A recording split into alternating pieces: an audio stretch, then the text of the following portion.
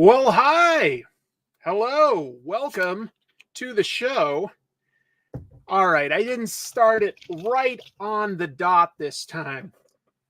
Less than a minute off. Whatever. That's how the show starts sometimes. This probably doesn't make any sense to somebody checking this out for the first time.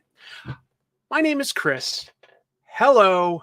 Welcome to the weekly Spinneraka show, where we're going to talk about the comics that came out this week and the comic book news of the week. And if we've got time, might even draw. And one of the things that makes this show especially fun, I'm going to adjust that slightly, is the fact that we've got a live chat room to interact with. So I'll just highlight some names to say thank you, everybody. Appreciate you being here. Makes the show more fun for me, and I think for people watching later. I think I'll give you a double salute to start the show. Why not? I think you've earned it. Do I have anything to announce before the show gets started? No, I don't think so. It'll be a fun comic book weekend. You know, we've got Deadpool and Wolverine coming out this week. I'm hopeful. I hope that's good. And then we've got the San Diego Comic-Con this coming weekend. So I anticipate you'll only hear a trickle of comic book news Monday through Friday, and then it's all going to sort of like start landing Friday through Sunday. That's what I anticipate. We will see if I'm correct there. What else can I say? I'll have a new trash movie bonanza coming out very soon. And I'll also have a new Comic Tropes coming out on my other channel, Comic Tropes. Hard at work on that. Look at these. Speaking of trash movie bonanza, Punker Mike is a prop maker, and he sent both Jim and I these awesome vintage VHS cassettes, as though they're on sale at, your old mom and pop video store. Got an actual tape in there. I think that's so fun. So yeah, on this channel, Jim Mafood and I review weird B type movies, and I think that's pretty fun. So anyway, shout out to Punker Mike. Sincerely appreciate that. And that's probably more than enough preamble. Let's get this show on the road. What am I doing here? This all-in news certainly seems to be a big deal. That's what's going on there. There we go. Jimmy Jams saying Punker Mike, a.k.a. our Minister of Propaganda. We love him. Yes, he does deserve a shout-out for that.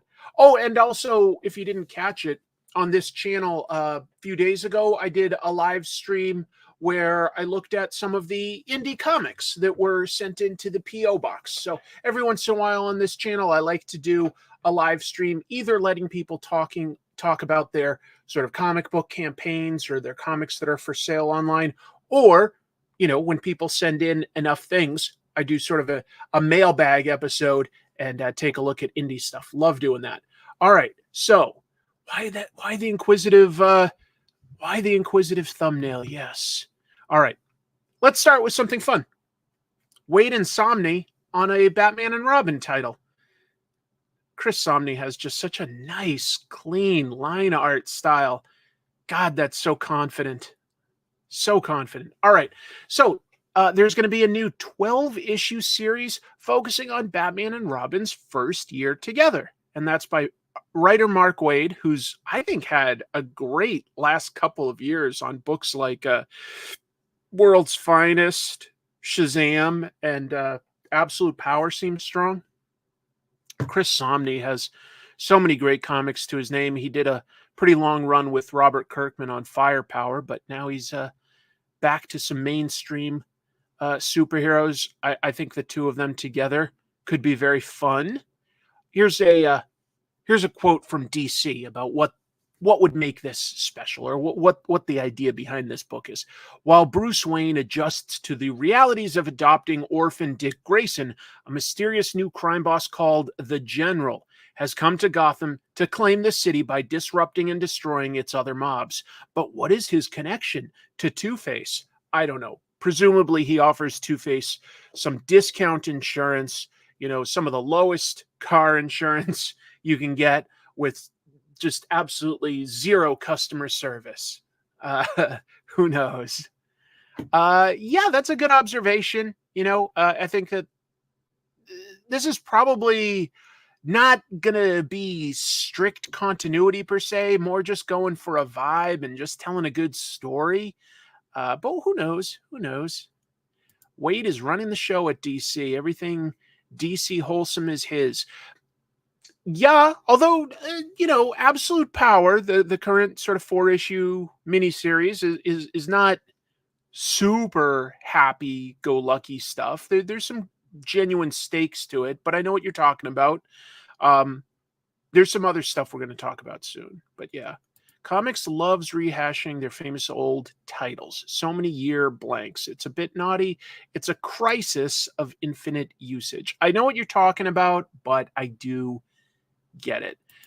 What a great point, Andy. It's crazy it took this long to get Chris Samnee on a Batman comic. Can't wait.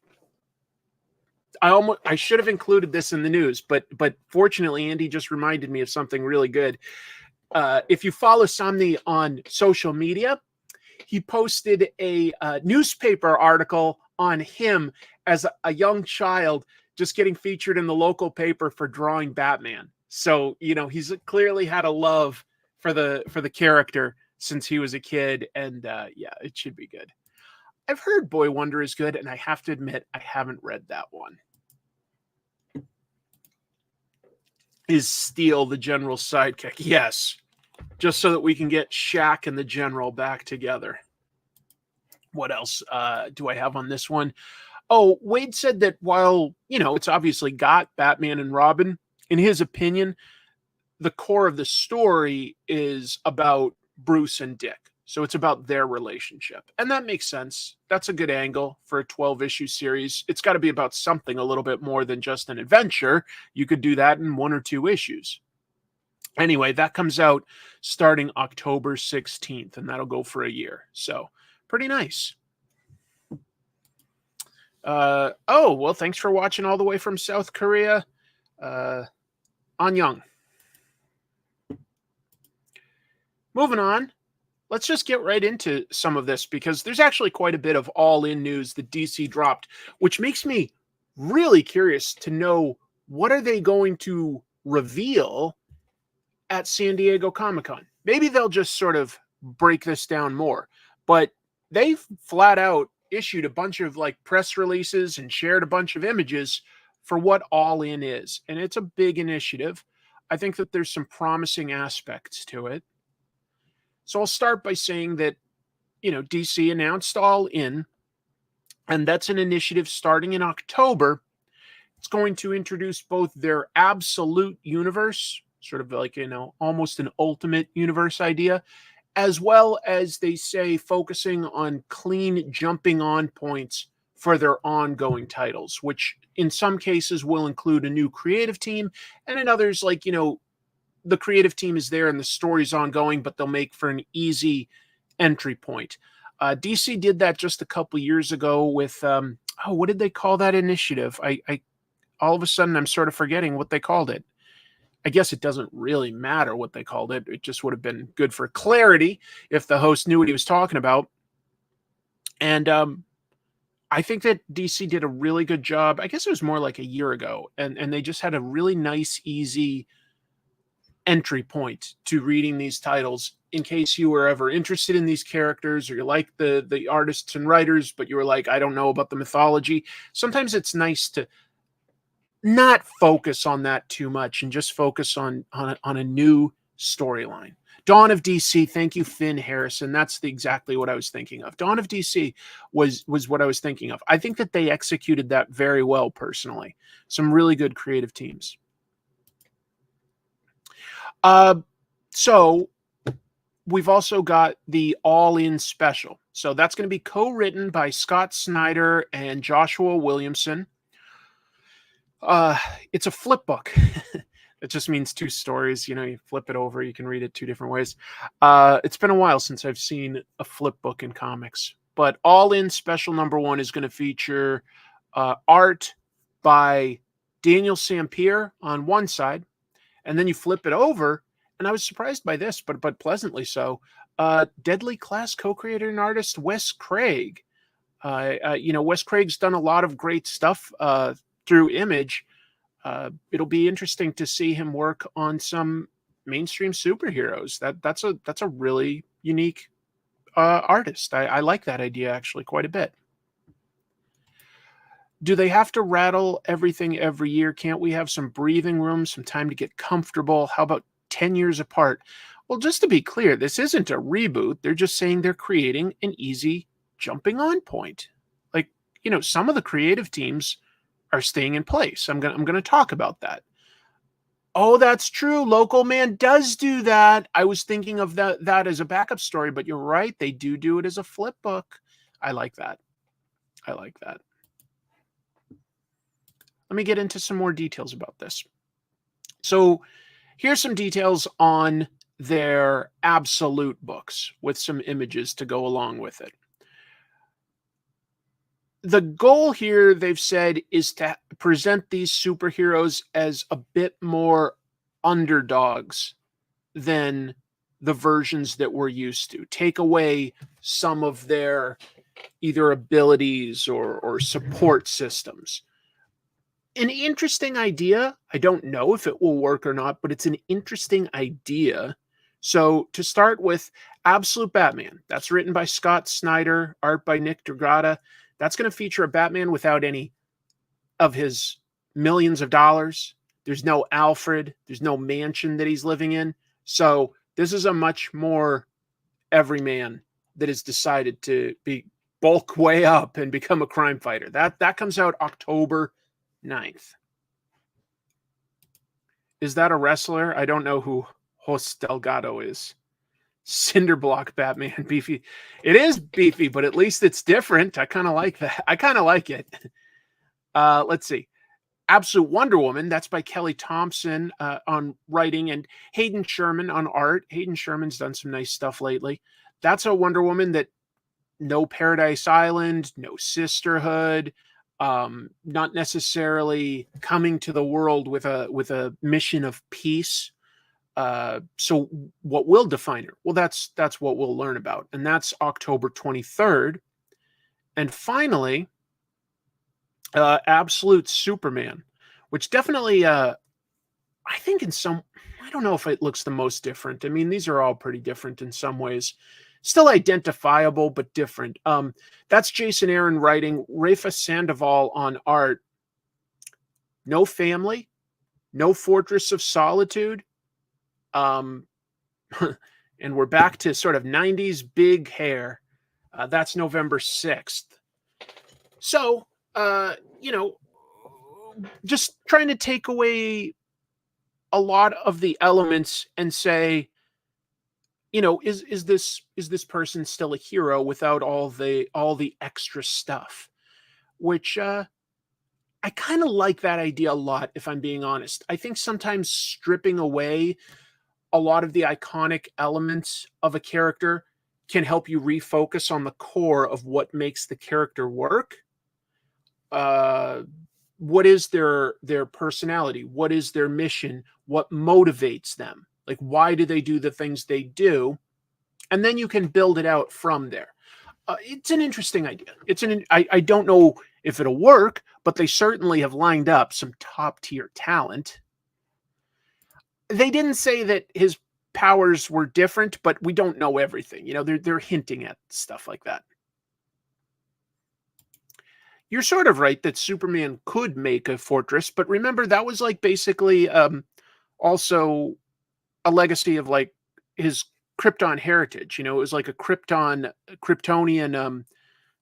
I don't know what you call it, like device that built the fortress. And I don't think he's going to really know his history in this one, or at least not have access to all the Kryptonian knowledge.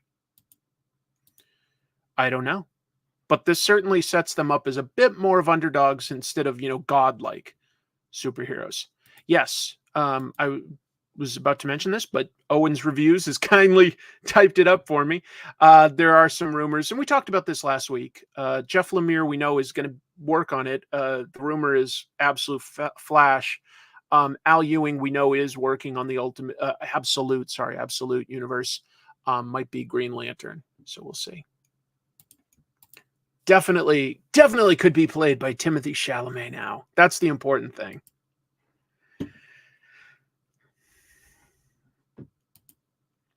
Yeah, I understand exactly what you're talking about there. I think it's at least an interesting experiment that you'd have to do someday, and I'm excited to see what they can do with it.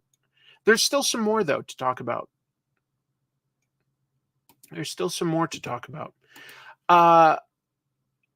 Then they've got their core books, like their ongoing mainstream continuity, and the goal is to just make it a little more accessible to new readers. Batman is staying with Chip Zdarsky and Jorge Jimenez. They said that the next couple of issues are going to introduce a new hero named Commander Starr. They're going to feature Batman investigating a murder of a prominent Gotham resident and some sort of a turn for the Riddler. And that's going to come out twice monthly for at least a while. Detective Comics, meanwhile, gets a completely new creative team. Tom Taylor, obviously been on Nightwing for a very long time. I don't know how to pronounce this for sure, but I'm going to guess like Michael Janine. Great artist, though. Anyway, and their new run is going to introduce what they call a ghost from Gotham's past. I don't think they mean literally, just to be clear. Oh, there's so much more. It doesn't stop. Dan Garrett is the public domain one. Can you call that Dan Blue Beetle in an independent comic? Yeah, you could call him Blue Beetle, but you couldn't make the title of the book Blue Beetle because the logo and the name is trademarked. But you could still call him that because the idea is in the public domain. So you can use any of the ideas that have gone into the public domain, but beyond copyright, there's still trademark. And DC definitely has the trademark on Blue Beetle. It's Michael Janine. Thank you very much. I'll take your word on that. Oh, maybe. They didn't say. Maybe. I don't know. What else have we got? Action Comics is going weekly. That's Mark Waid. That's kind of cool. Artist Clayton Henry. Sure, he's done a bunch of like fill-in stuff at DC lately. They're going to have Superman going into the Phantom Zone. All right. And then they have a sort of a second story in each issue. That's with writer Mariko Tamaki and artist Skylar Partridge. And they're going to take Supergirl to the furthest reaches of space. Kind of got that. Superman. That's going to stay with Joshua Williamson on writing. But look at this. Dan Mora is joining as the artist. Which I wonder if that means that with Waid doing a bunch of stuff and Mora doing like this book, I that might mean that World's Finest is ending. I haven't heard about that one way or the other, but it might, like that was kind of their book, so that might be ending. Anyway, they're going to add Lois Lane as Superwoman and have the return of Doomsday. I think that they're also going to use a Superman enemy that hasn't really been used a lot lately, the Time Trapper. I think Dan Mora, though, on Superman is a really good fit. He's always good at drawing superhero stuff. Doomsday has potential. Doomsday started off, just very simple, strongest thing there is that could beat Superman, but they've slowly grown some of the mythology of what it, Doomsday is like this sort of creature that like comes back stronger and different each time. I kind of like that. Maybe we'll get Prankster. I don't know. Oh, that's a nice point. I can see a little bit of Waringo there. Yeah, Mike Waringo is great. Really, really liked him. Really, really liked him. Miss Mike Waringo. What's the difference between a trademark and a copyright? Well, I'm not a lawyer, so it would be hard for me to explain off the top of my head. But, a copyright is, the person or the company owns that thing. But a trademark is more of like the way you represent it. So like Superman, for instance, is copyrighted. But Superman's S logo or the title Superman, those are things that you can trademark. It's the presentation of it. You can also get it registered. But yeah. Whenever they bring in absolute bizarro Superman, they should do it with an absolute vodka tie-in. It just makes sense. It just makes sense. Let's see. We've also got Wonder Woman. That's continuing with Tom King and Daniel Sampere. Glad to hear that because I think that they're just really kicking butt on that series. But they're hinting that Steve Trevor might die. I mean, this is a world where, Wonder Woman has access to the underworld because of Greek mythology. So I'm not super worried about that character disappearing forever, even if they mean death. But also, they're saying that a new chapter for Wonder Woman, motherhood. If you've been reading the Wonder Woman comics, it's pretty serious stuff, but they always have this really fun backup comic in the back with Wonder Woman's future daughter, who's basically always being babysat by Damian Wayne and John Kent, who are a little older. And it's nice and light, but it hints that, yeah, like eventually one day Wonder Woman's going to have this daughter. So we shall see what happens with that. Last one, Green Arrow, Legacy issue 350, I believe is what they mean by this. It's an anniversary issue, and it's going to close out Joshua Williamson's run. It's going to deal with the side Green Arrow took throughout Absolute Power. If you're not up to date, he's for some reason siding with Amanda Waller. And then it's going to have a new creative team. I was surprised to see this, but Chris Condon is going to take over writing. He writes That Texas Blood, great Western crime comic, great book. And then artist Montos, just one word, Montos. Not super familiar with Montos, but Green Arrow is a character like I like, but I'm not passionate about. So I like come and go here and there based on a creative team. Like I really liked Mike Grell's Longbow Hunters, but if you asked me like the ins and outs of, Connor Hawk or something, I'd be like, I don't know. But Chris Condon is an interesting choice, has written a lot of good crime stories, and that's an important element to telling a good Green Arrow story. So I don't know. Do you think we'll ever get Aliens versus Predators versus Mars Attacks? Probably not versus Mars Attacks. I don't think that's super likely, but I think Alien versus Predator Marvel will do at some point. No question. Yeah, Enfield Gang Massacre was a really cool sort of prequel to a distant prequel, but a prequel to That Texas Blood. Really, really good. Really good. I liked it.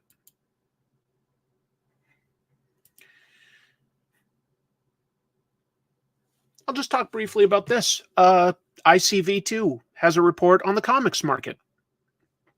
So I'm really distilling this, and if you want lots of details, I strongly recommend going to ICV2.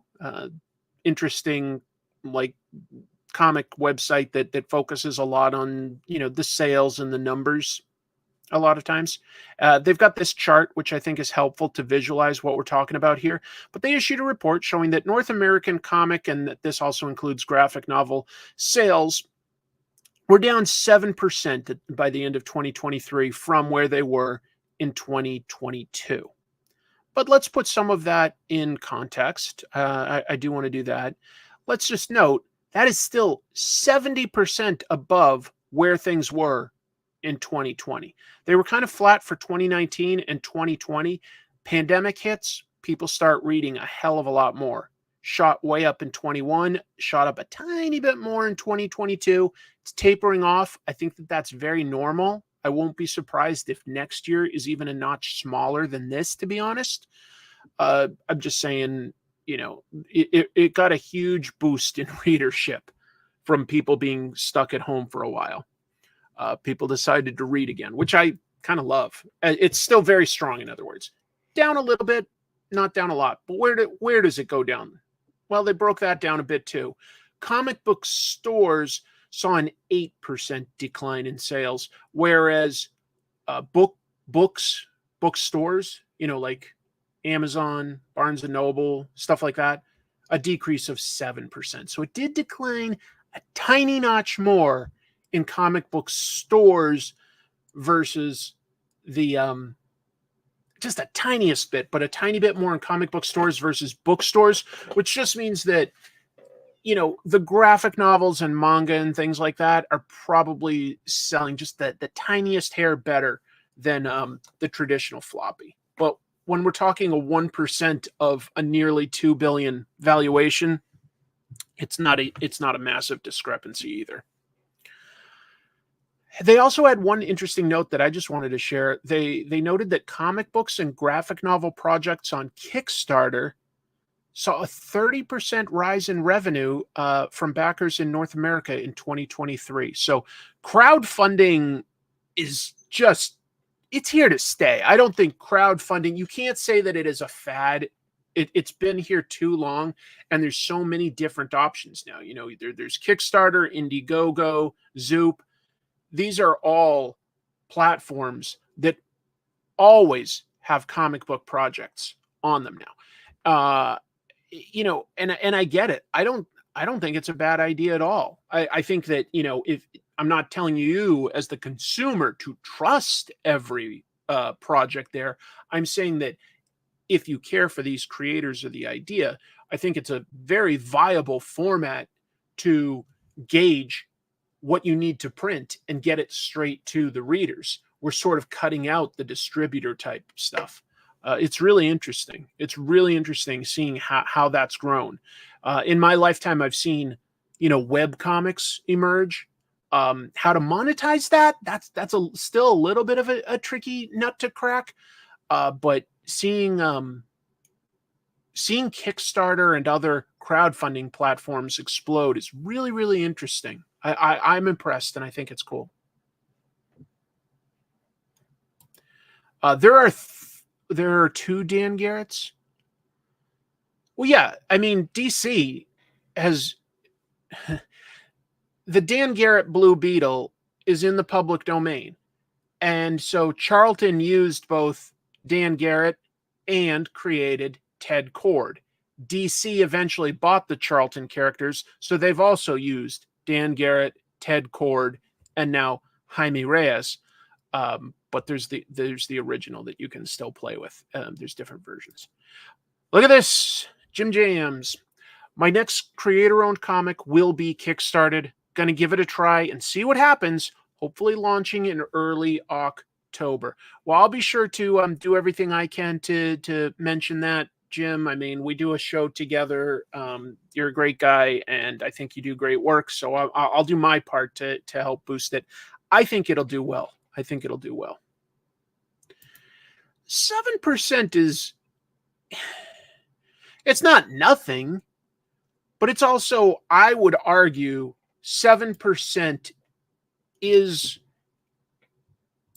normal to expect if we're looking at, you know, it's a little bit of a rise and fall, but generally a rise. And the pandemic really boosted it for 2 years. And now we're getting past that, you know? So I do think this might taper off a bit. I don't think it'll go down to this level of 2020, 2019. But I do think that over the next couple of years, it may go down a little before it sort of tapers off and levels somewhere. I don't know where, but I would guess, you know, it could go down to more like 1.5 billion over the next few years before, you know, eventually something boosts it again. That's just a guess. We'll see. I just wanted to talk about it because it's overall big news. I'm going to talk about some Dark Horse comic news, starting with Tom Hardy's book, but it's not just Tom Hardy, of course. But yeah, Tom Hardy, the actor, Venom himself, and Bane. You know, maybe he'll play the main character with the voice of Bane. I think that would be a selling point at this point. You merely read Arc-bound. I was born in an arc that was bound. All right, so yeah, Dark Horse was announced this week as the publisher of Arc-bound. That's an idea by Tom Hardy with writers Scott Snyder and Frank Thierry. I like all these people. And artist Ryan Smallman. Not super familiar with Ryan Smallman, I have to admit. It's going to be a 12-issue series that starts November 13th. 12 issues. Kind of a big story, to be honest. You know, I think that 4 to 6 is already like, you know, these days, a good size arc to introduce something, but they've got something bigger planned here. Here's how the plot is described. The formidable corporatocracy Zinatech. I must have read this before. That sounds familiar, stumbling over that. Zinatech harnesses the unmatched energy of chromium to assert its dominion across the stars. The Arc-bound series chronicles the journey of Kai, a resolute mediator captain tasked with maintaining Zinatech's lifeline to chromium. However, as he grapples with the morality of his role, revelations about Zinatech's dubious past thrust him into a poignant quandary to remain loyal to the Empire or to confront the forces that molded him into a tool of oppression. I bet you anything it's the latter. I bet you anything. Hello, hello. Good old Tom Hardy, a.k.a. Frankie Pulitzer, a.k.a. Face Puller. Face Puller? I don't know what that's from. Tom Hardy should write a Hardy Boys comic. Let me make one change. It should be Hardy Boys with a Z, the wrestlers. Tom Hardy should write a comic book about Matt and Jeff Hardy. Clone Jean-Luc Picard.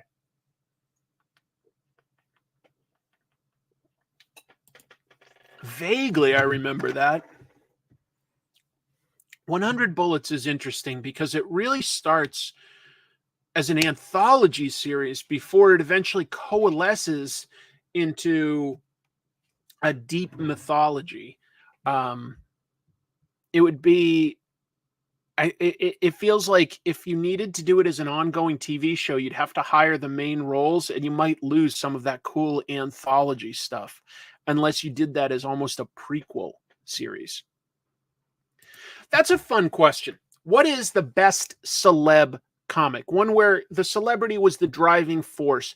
Lots of people have done sort of, I would call them more like vanity projects, where it kind of feels more like that's the idea of that they want to do as a movie, but first they're going to put out a proof of concept as a comic.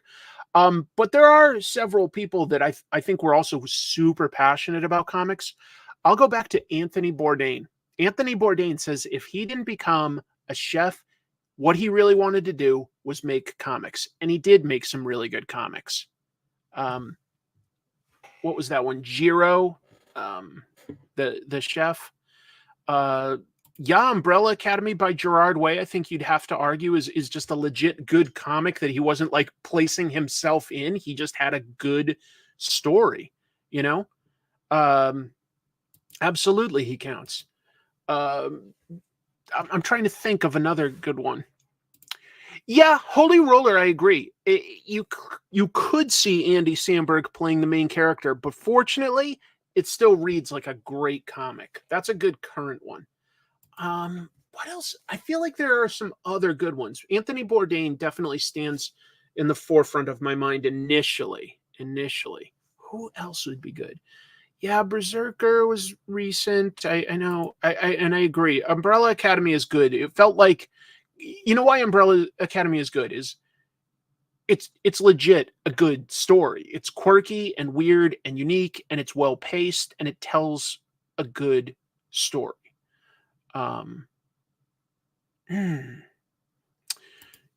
Yep, Bruce Campbell, and I talk that up. The Sergeant Rock book was quite good.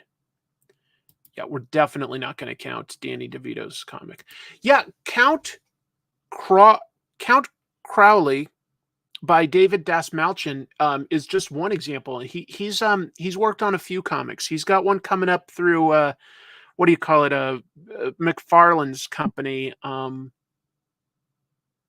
trying to remember. It's something like Samurai versus Vampires or something.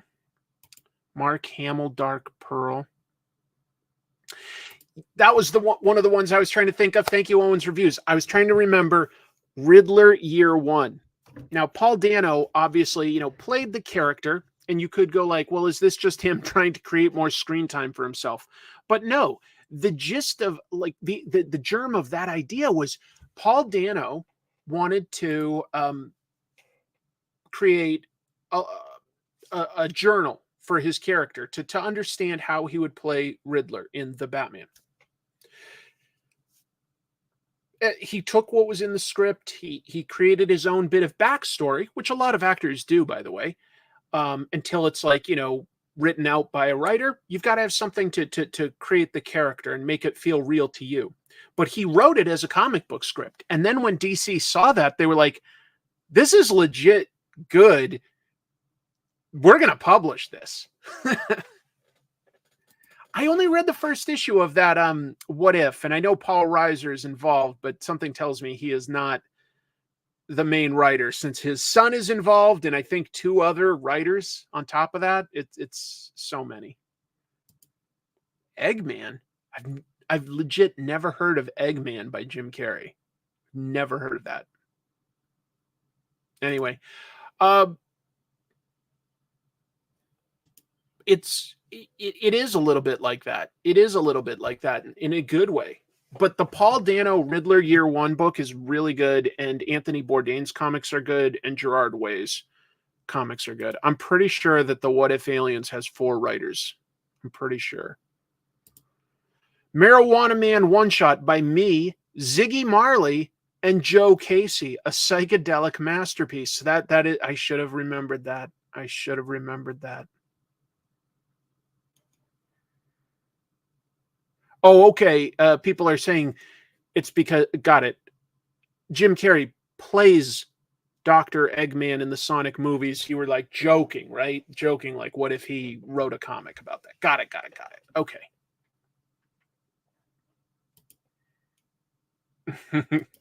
Yes, Mr. T going, it's a crack, baby fool. All right. I'm going to go back to the news and move on to Dark Horse took a position, a hard stance on AI.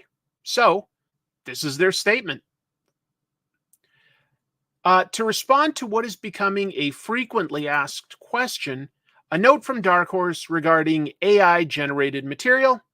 Dark Horse Comics was originally founded to establish an ideal publishing atmosphere for creative professionals, and maintains this focus on supporting independent creators to this day. As such, Dark Horse does not support the use of AI-generated material in the works that we publish. Our contracts include language stating that the creator agrees that the work will not consist of any material generated by computer artificial intelligence programs. Dark Horse is committed to supporting human creative professionals with our business. Good for you. I hope, kudos, Dark Horse. That is the right stance to take. And honestly, I'm already seeing some big cracks in AI. A couple things that I've been reading lately. One, even though like all these different big companies have like gone all in on creating, AI image generators and AI, could generate scripts and stuff. Apparently, the amount of processing power it takes is really prohibitively expensive. And they're trying to capture market share, thinking that this is the big thing that everybody wants, but it does not make them money. It's making them lose money. It uses up a tremendous amount of resources. So that might be a fundamental flaw in AI, first of all. Second, I was reading this article just yesterday. It was bonkers. It was, I can't even remember which publication it was, whether it was something like, Forbes or MSN or something, but they were talking about how there is a crisis of consent involving AI. That's how they phrased it. Crisis of consent. Uh, Another way of saying that, stealing. a lot of platforms have just outright said you cannot use the images or the texts on our site or our social media for AI. Meaning that, like, in the article it said something like the amount of material that was initially informing the AI models has already decreased by a third. So there are places taking a stance, and I think that the arc here is that AI is not going to take off. I don't think it's going to take off. Oh yeah, AI does run on sentences. They do all sorts of weird things. And yeah, it could get better. Maybe it could be a useful tool on some things. Like, I don't know. There are things AI makes sense for, but AI imagery, I'm not sure if it does. I really don't think. So I'm proud of it, Dark Horse, for going ahead and putting this stance out there. And artists are gonna have to deal with that. And yeah, that's a really classy way of putting things, Beowulf. AI is walking a razor's edge, and the razor is just gonna get thinner. That is really impressive. Exactly. Yes, generative AI or AI imagery is really the problem. AI in general, if there was a way to, like, speed up mundane tasks, that that could potentially be a good thing. AI to solve problems that take time isn't bad. Anyway, I didn't see NerdSync's video, but I am aware that that there's AI literally scraping a lot of YouTube content for how to make thumbnails, how to make titles, and how to script videos, and that is frustrating. That's right. Microsoft did have a massive outage. I didn't read up on that. Anyway. Yeah, I've heard that a lot of people that are making their own RPGs are using AI imagery, and I think that that's really disappointing. Just to be clear, my friend has had a very successful kickstarted RPG sort of set in the 80s called Street Wolves, and it was so successful he's doing a printed edition, and there's something I'm working on for him, a commission. If I have time, I'll be inking some of that tonight. Street Wolves is very intentionally only hiring real people and isn't using stock, well, maybe they might use some stock photos that you can buy, but no AI imagery or anything. Yeah. So AI is interesting. AI is interesting. Not a fan. Not a fan. It never quite looks right. You can kind of tell. It's hard to just speak to the exact things that it gets wrong, but no matter what, it makes little mistakes that you can't easily catch with your eye at first. But it does make mistakes, and the eye is like so clever. Like when we watch a movie and there's a special effect, sometimes that special effect just doesn't look real to us, even though if you just like paused it and you like look at just that still image, there's nothing necessarily wrong about it, but how things move and how things look, your eye can catch it. Your eye can catch it, and I think it always will. All right, moving on to one last Dark Horse piece of news, and it revolves around The Witcher. So some of you may know this. The Witcher, first of all, became really popular here in America thanks to the video game, and then I'm talking about The Witcher 3, great game by the way, and then the Netflix TV series.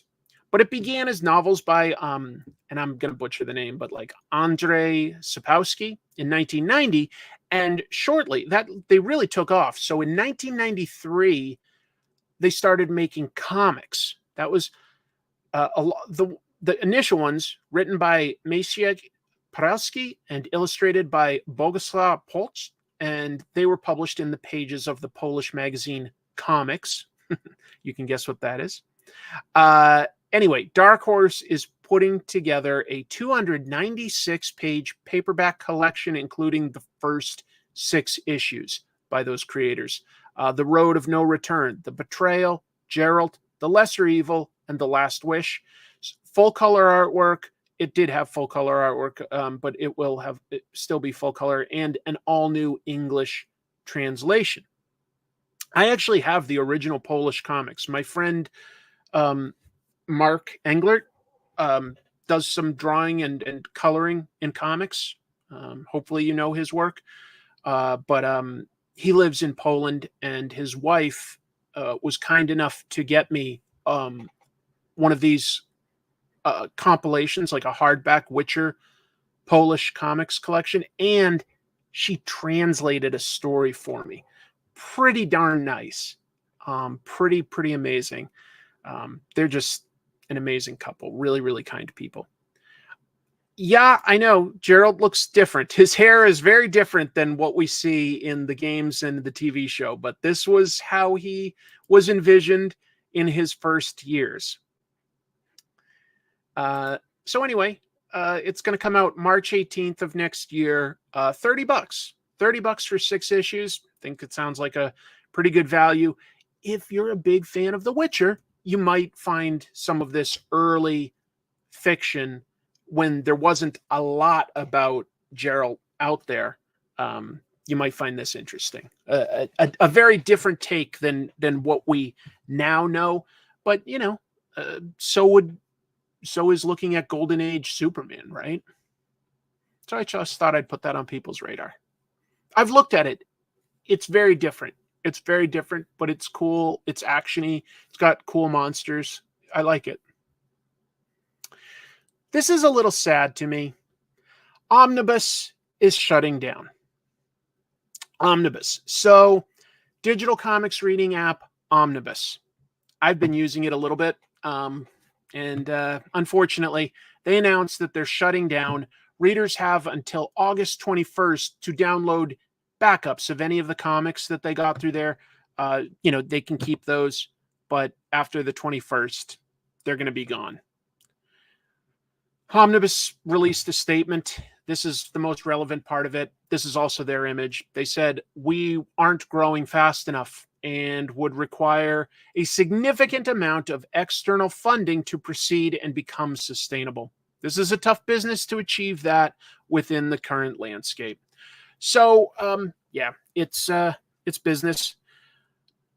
The whole digital comics platform for reading, you know, comics by Dark Horse and IDW and Marvel and DC and Image and Boom and all of them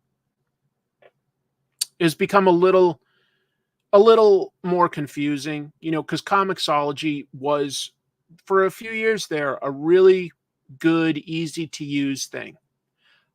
Technically still exists, but you have to like buy it through Amazon and use their Kindle reader app, which just isn't as good. It's glitchy. It's not a nice experience. You can do it if you lived in another country, that might be the only way you can read American comics. So it's an option. I don't love it. Marvel and DC each have their own proprietary app. Dark Horse, I believe, stopped. Dark Horse stopped supporting theirs recently.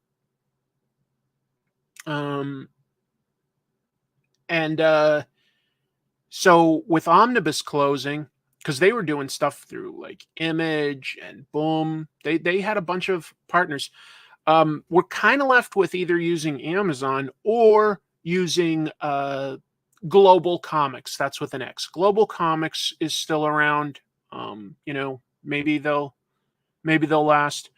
I think digital comics will only continue to grow in popularity because webtoons are very popular, but they're intentionally created for that platform. There's no sort of like restructuring it to read it panel by panel in a different format because that's all created for print initially and has different publishers involved.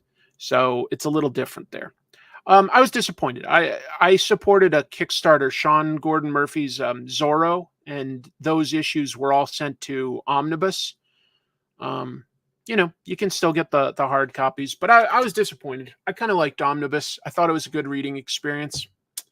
We'll see what happens. Somebody will fill this gap, but it might take a while until we've got like an easy to read and easy to buy from system. It has to be affordable and easy to use. And that does require some money to make work. I ain't got that kind of money. Oh yeah, that's true. Hoopla is still a thing. Hoopla allows you to borrow digital versions through your library. If you've got a library card, you can create a Hoopla account. But again, it has to have already sort of been digitized through, I don't know if Hoopla does that through like Comixology or who. They might work with a couple different ones, but Hoopla is still around, and I've used that, and that's not bad. Oh, thank you for the $2. I hope all is well. Watching the Mets 2. The Mets 2.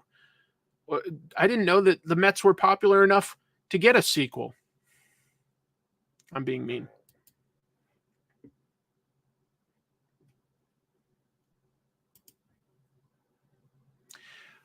This could be fun. Dynamite. Dynamite is launching a new Barbarella comic.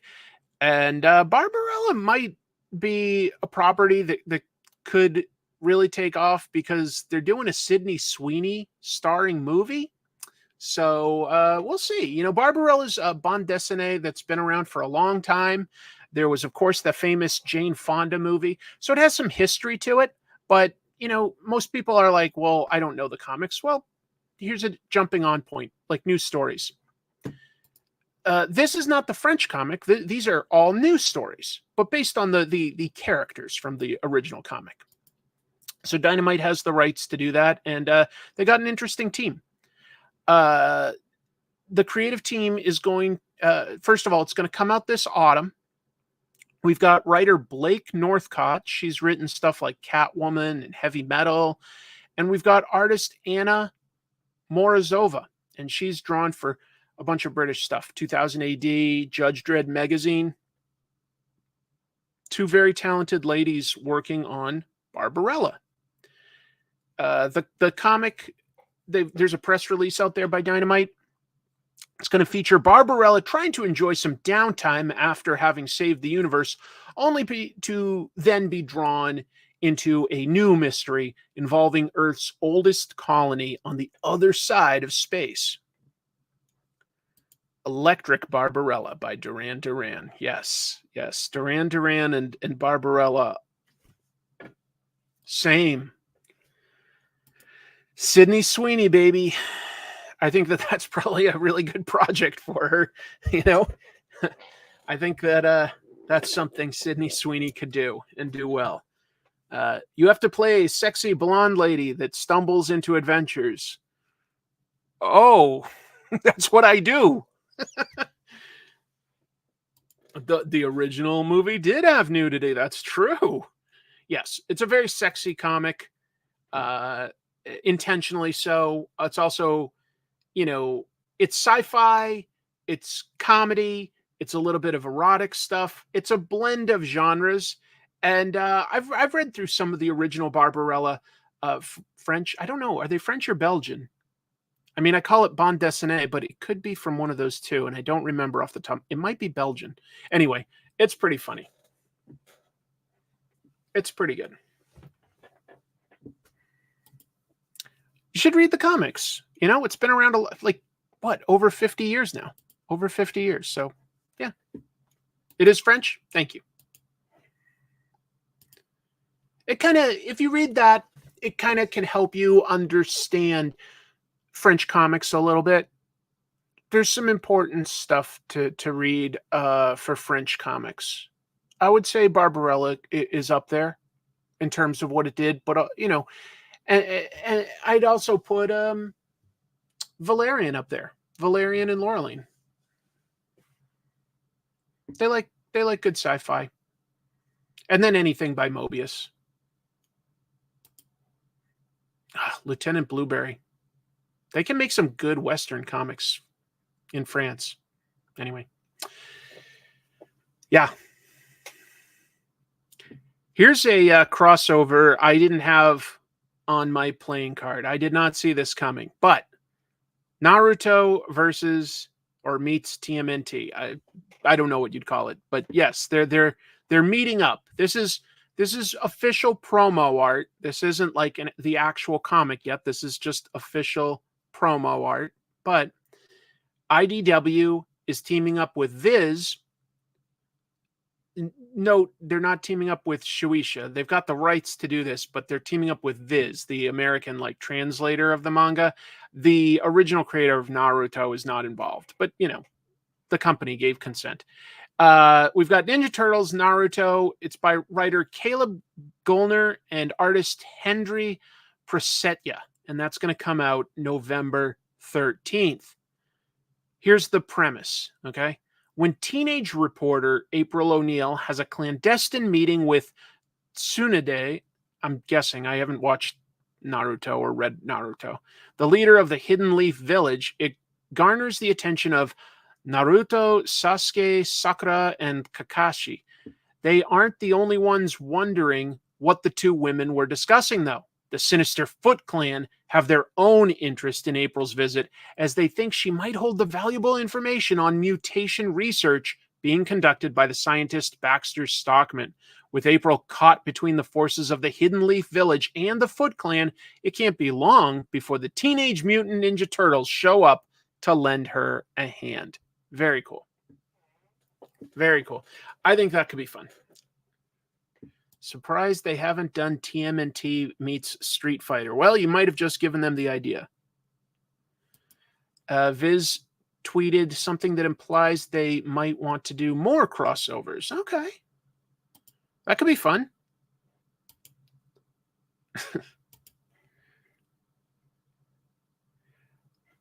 So this is a crossover where they pretend the two franchises have always been in the same world. Yeah, I think so. I don't think that they're implying that there's a dimension crossing event.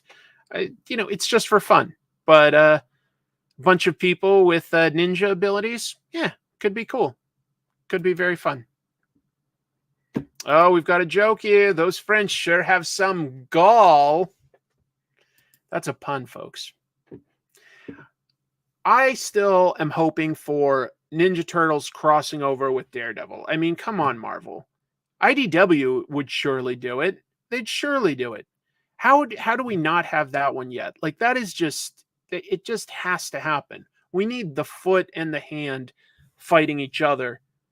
And then Daredevil and Ninja Turtles are somehow stuck in the middle of that war between the clans. That would be awesome. It's so simple.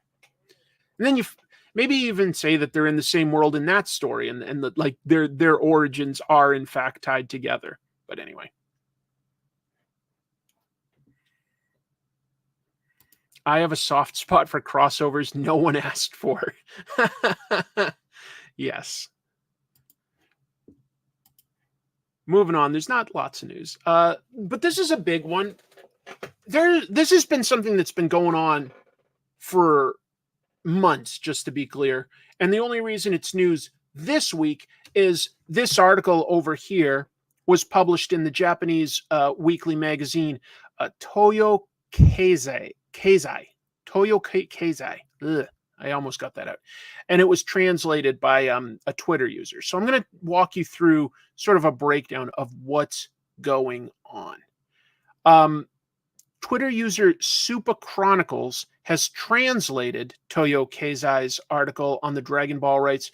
If this all happens, it's confusing because Akira Toriyama, of course, passed away a few months ago, and so there's no definitive person to just say yes or no on certain things, and the rights are in different places. So it also strongly involves this gentleman, Akio Iyoku. And Ioku was Toriyama's longtime editor on Dragon Ball at Shueisha. Always sort of stood on the side of Toriyama, just to be clear. To the extent, well, anyway, I'll get back to that. The rights, when you do something at like a company like Shueisha, are generally split 50-50. The artist controls half, the publisher controls half. And the publisher, in turn, negotiates, the anime and the toys and the video games and that kind of stuff. So while that was happening, Ioku managed a lot of the licensing. He was the guy that it all sort of went through, because he was Ioku was not an editor, but he did have a major swing in some creative aspects of the series. He made Dragon Ball's Heroes, among other things. Well, he definitely worked for Shueisha in the Dragon Ball room and worked on behalf of Akira Toriyama. But thank you for the clarification. Okay, not technically an editor. The rights, like Shueisha owns the rights to a bunch of Dragon Ball stuff, but technically Bandai owns the rights to some video game stuff. But then if they need to create something new, well, who do you go through right now?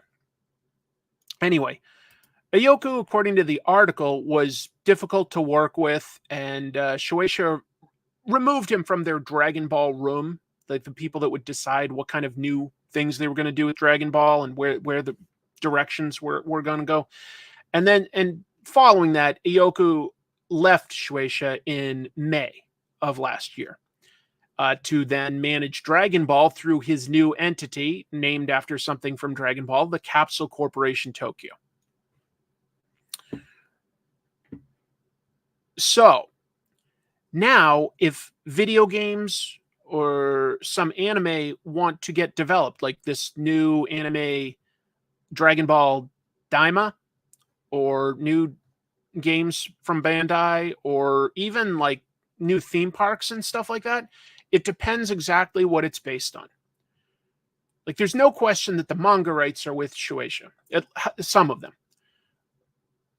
But they've done further adaptations beyond what was in the original manga. And so those rights are being managed by Ioku. So meetings now, according to this article, are very confusing. They've got like really awkward meetings where they're just, because they don't know who the decision maker is, they're just inviting everybody. Ioku and Shueisha and industry execs from whatever project. And basically, there are some industry insiders that are saying that what they hope will happen is that Toriyama's family will, sort of issue a definitive statement and sort of take the reins here. Because, the estate falls to them. But so far, they haven't really been involved, which just sounds like very confusing. Very confusing. Let's see. So, Mango Do, sounds like you know a lot about this, more than I do. This is why things like, is it Vegeta? I'm not an expert. His new form and characters like Granola and Moro are not in the new games or animes. This is a huge deal for mobile game Dokkan Battle, which makes millions of dollars monthly and is one of the biggest games in the world. One thing it said in here that like really annoyed Shueisha was Ioku just sort of on his own approved like the Sandland anime or film adaptation, and they were like, we should have been consulted on that, and he's like, no, it's good, it's happening, don't worry about it, all done. So that's part of why they let him go.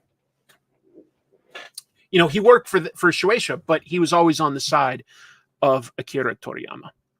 So anyway, it's an interesting article.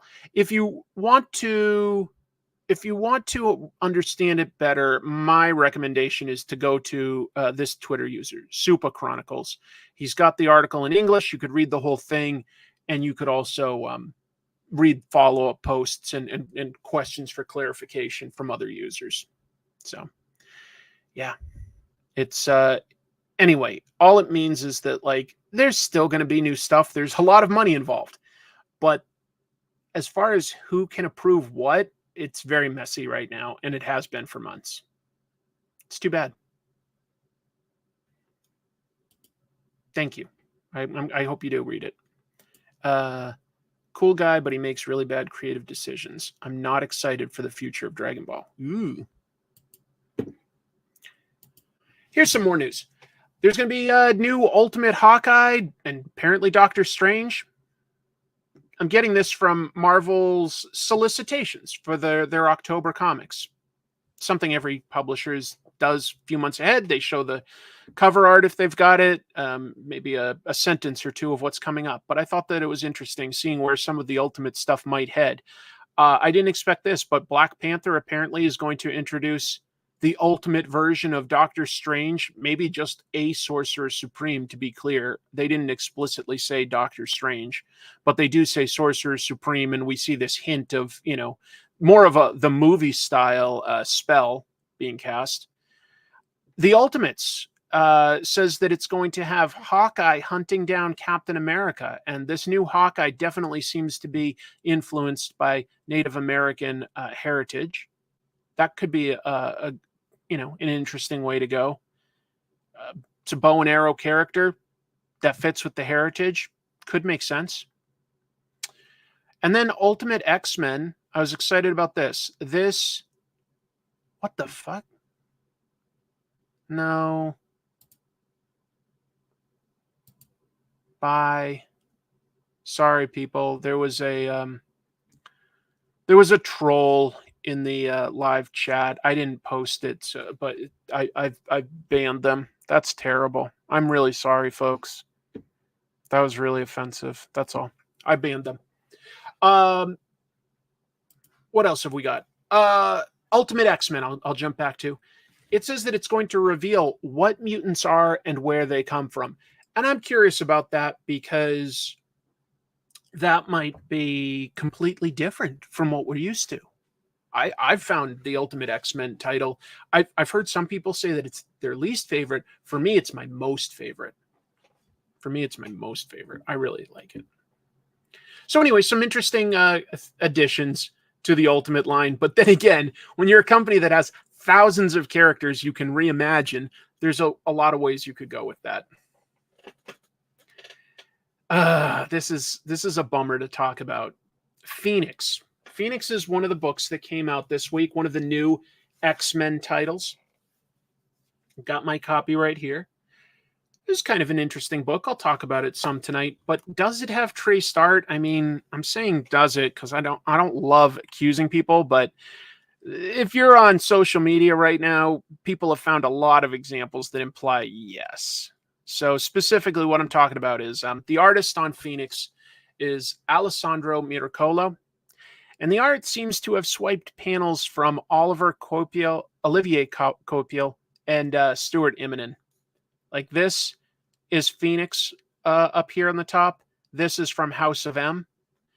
This is what was the X-Men run by Stuart Immonen, and this is Phoenix.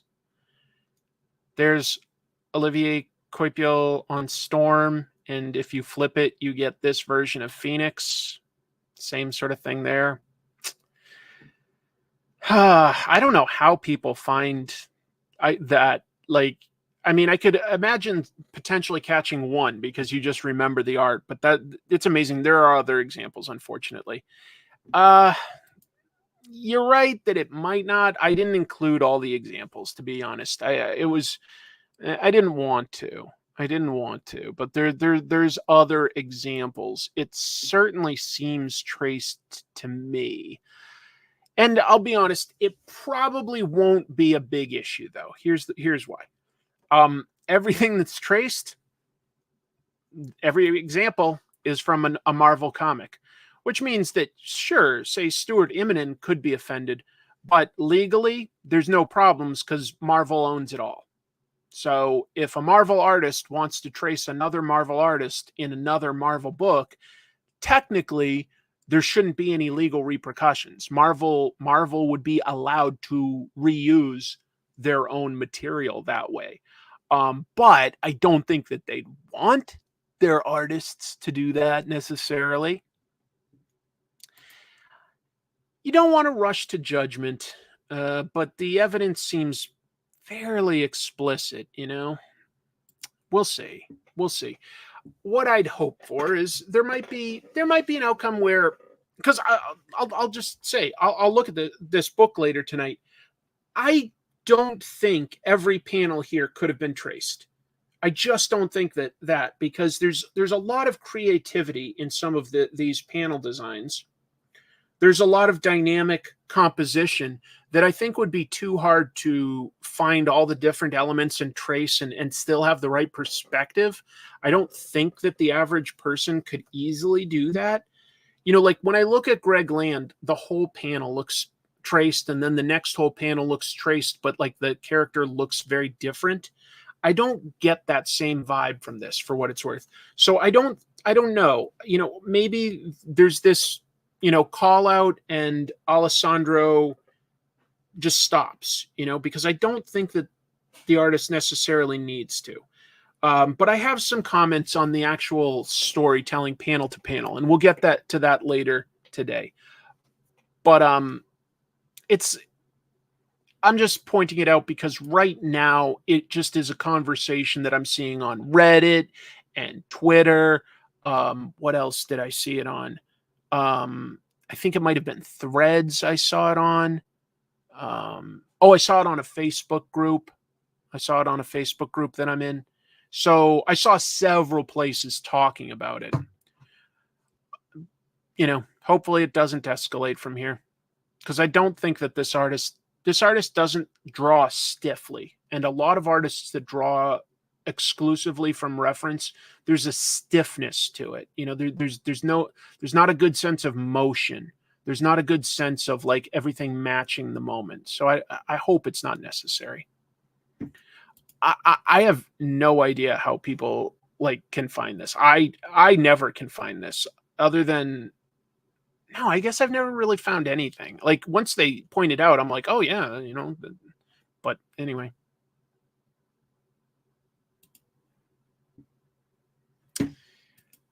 I don't think so, to be honest. I don't think so. I've never gotten the sense, first of all, like I'm not as much of an expert on Coipel, but I love Stuart Immonen. I think he's one of the best illustrators in comics, period. And I don't get the sense that he does photo referenced characters. I don't think that that's the case. And Miracolo is definitely using Immonen. So I don't think that in other words, I don't think that they're both tracing from like a stock photo source. I don't think so, but we'll see. That one's pretty damning. Yeah. Anyway, there's plenty of examples of different artists. I didn't think that Olivier Coipel does either, but I haven't read as many of his comics as all. I tagged you in the post on Twitter. Oh, okay. Is that must have been the first place I saw it then, Mikey. Thank you. I saw it in several places all in a row one day. And so I was like, wow, but yeah, he's unfortunately got a history of this. Oh, boy, well, we'll see where it goes. It's probably not going to blow up into much of an issue because, like I say, I don't think that there's any legal issues here. Marvel owns those images. Here's something a little more fun. Marvel's teasing the next Star Wars era with this image here by Rod Reis. Or Reese? It might be Rod Reis. I don't know. Anyway, Marvel's current Star Wars comics have been following the period of time between the movies Empire Strikes Back and Return of the Jedi, but that's set to wrap up. They're almost at Return of the Jedi in the comics, so they're going to wrap up their ongoing books, Star Wars and Darth Vader, both with issue 50. And we weren't sure what they're doing after that. We just knew that they were ending at issue 50 and doing something else. Well, it sounds like they're going in a, chronological order because they've released this teaser image. They promised the new era of stories to explore is in October. The burned Darth Vader helmet certainly seems to imply that the stories are set after Return of the Jedi, but before Force Awakens, which is a big gap, like about 30 years or something.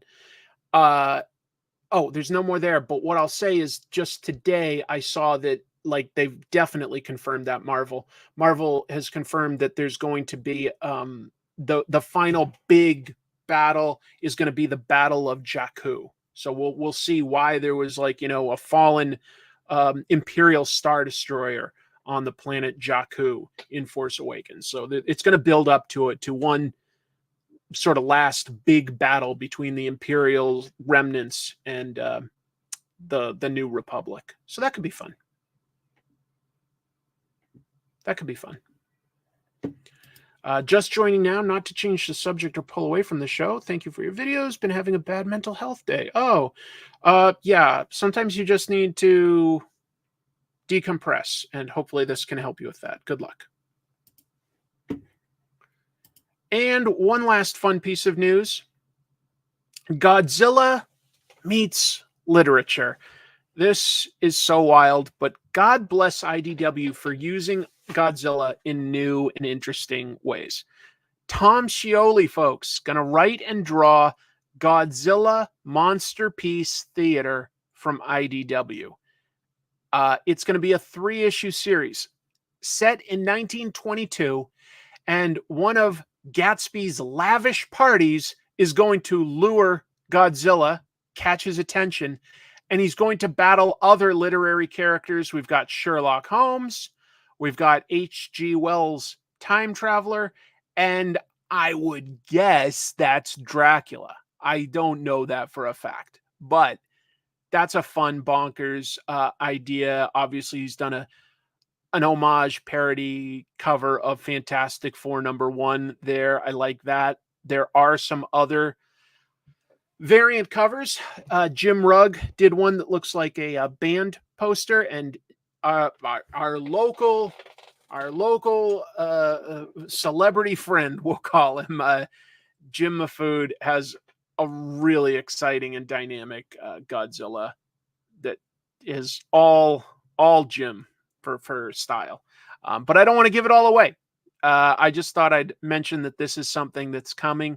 3-issue series, 1922. Godzilla attacks America, and it's defended by some literature characters. So bonkers. I mean, there's a little bit of, the Alan Moore idea of League of Extraordinary Gentlemen, but it's leaning more into just monster action. It's fun. I think it's great. I think it's great.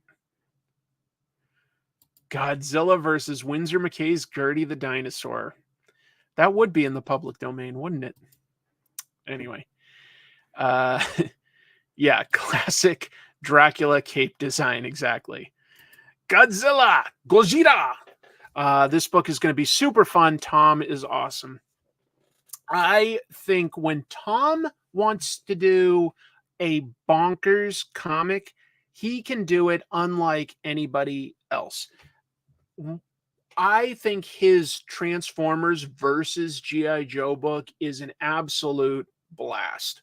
Not easy to find these days, not reprinted a lot, so you're going to have to find either the original issues or the original trade paperbacks. It's going to cost a little bit more probably than cover price, but very, very fun, bonkers story where just anything goes.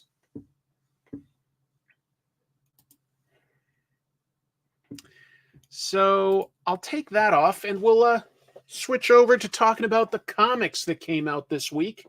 I think that could be fun. Bear with me as I set up my camera here. I'm going to zoom in just a little bit. Yeah, there, good. And we'll add this extra camera.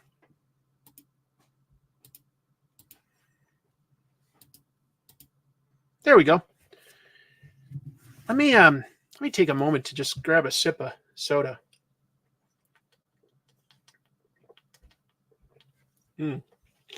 Thank you.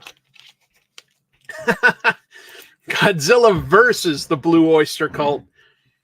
Hey, if you can get Will Ferrell to return playing cowbell, and maybe like the maybe Sonic's is a weakness of Godzilla that we don't understand yet. We'll see. Lots of comics this week. Lots. Phoenix, Wonder Woman, Ultimate X-Men, Witchblade, new Witchblade reboot, Napalm Lullaby, Rocketeer breaks free, Spectacular Spider-Man, Redcoat. I've got stuff to say about Redcoat. Destro from the Energon universe, and then G.I. Joe Real American Hero from the original Larry Hama continuity. Those are the books that I got. But since we were just talking somewhat recently in the news about Phoenix, why don't I open this up?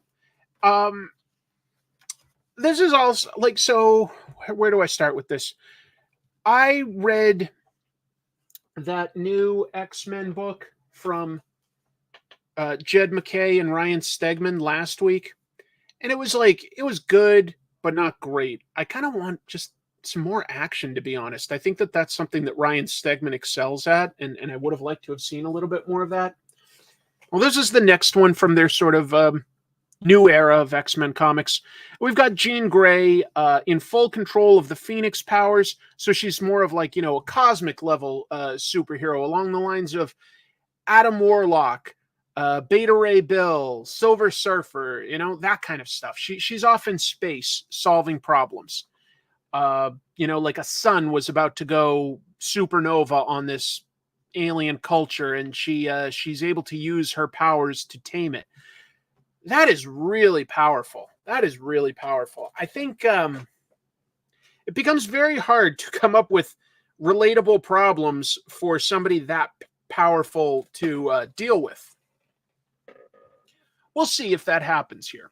Right now, I think it's more just about like, hey, she can only be in like one place at a time, and she does miss Earth. She has a psychic connection with her husband Cyclops, and that's all well and good. But let me point out a couple things that I didn't expect until I sort of read the news about the art potentially swiping. Well, I'll get to that in 1 second. Obviously, I just wanted to pause here because Richard Rider Nova ends up being a supporting cast member of this book, or at least this issue. It might be an ongoing thing. If Jean Grey is going to be in space, I think that she should have a supporting cast. And since Nova isn't on, say, the Guardians of the Galaxy, and Nova, there's a different Nova, Sam, on Earth, Sam Alexander. Let's use the Richard Rider Nova. He's a great character. Morg. You guys don't remember Morg, do you? Morg was like one of Galactus's many evil servants, avatars, whatever you want to call it. An old Silver Surfer villain from like the late 90s or mid 90s, maybe. Anyway, there's a fight scene in this that did strike me as sort of odd. Okay, here it is. So in this, Nova has been like knocked down, but not knocked out. But the panel-to-panel storytelling is like, he looks like just about dead here, right? And then here and here, he's getting up. And so I do wonder, like, after I read the news, I'm like, so could that be a traced panel? Because if he's not knocked out, I feel like he shouldn't have his head quite down that much, or he should have his, like, hand over his head or something, like massaging it. Like, oh, that was a tough hit. You know what I mean? It's just wild speculation. I don't know anything.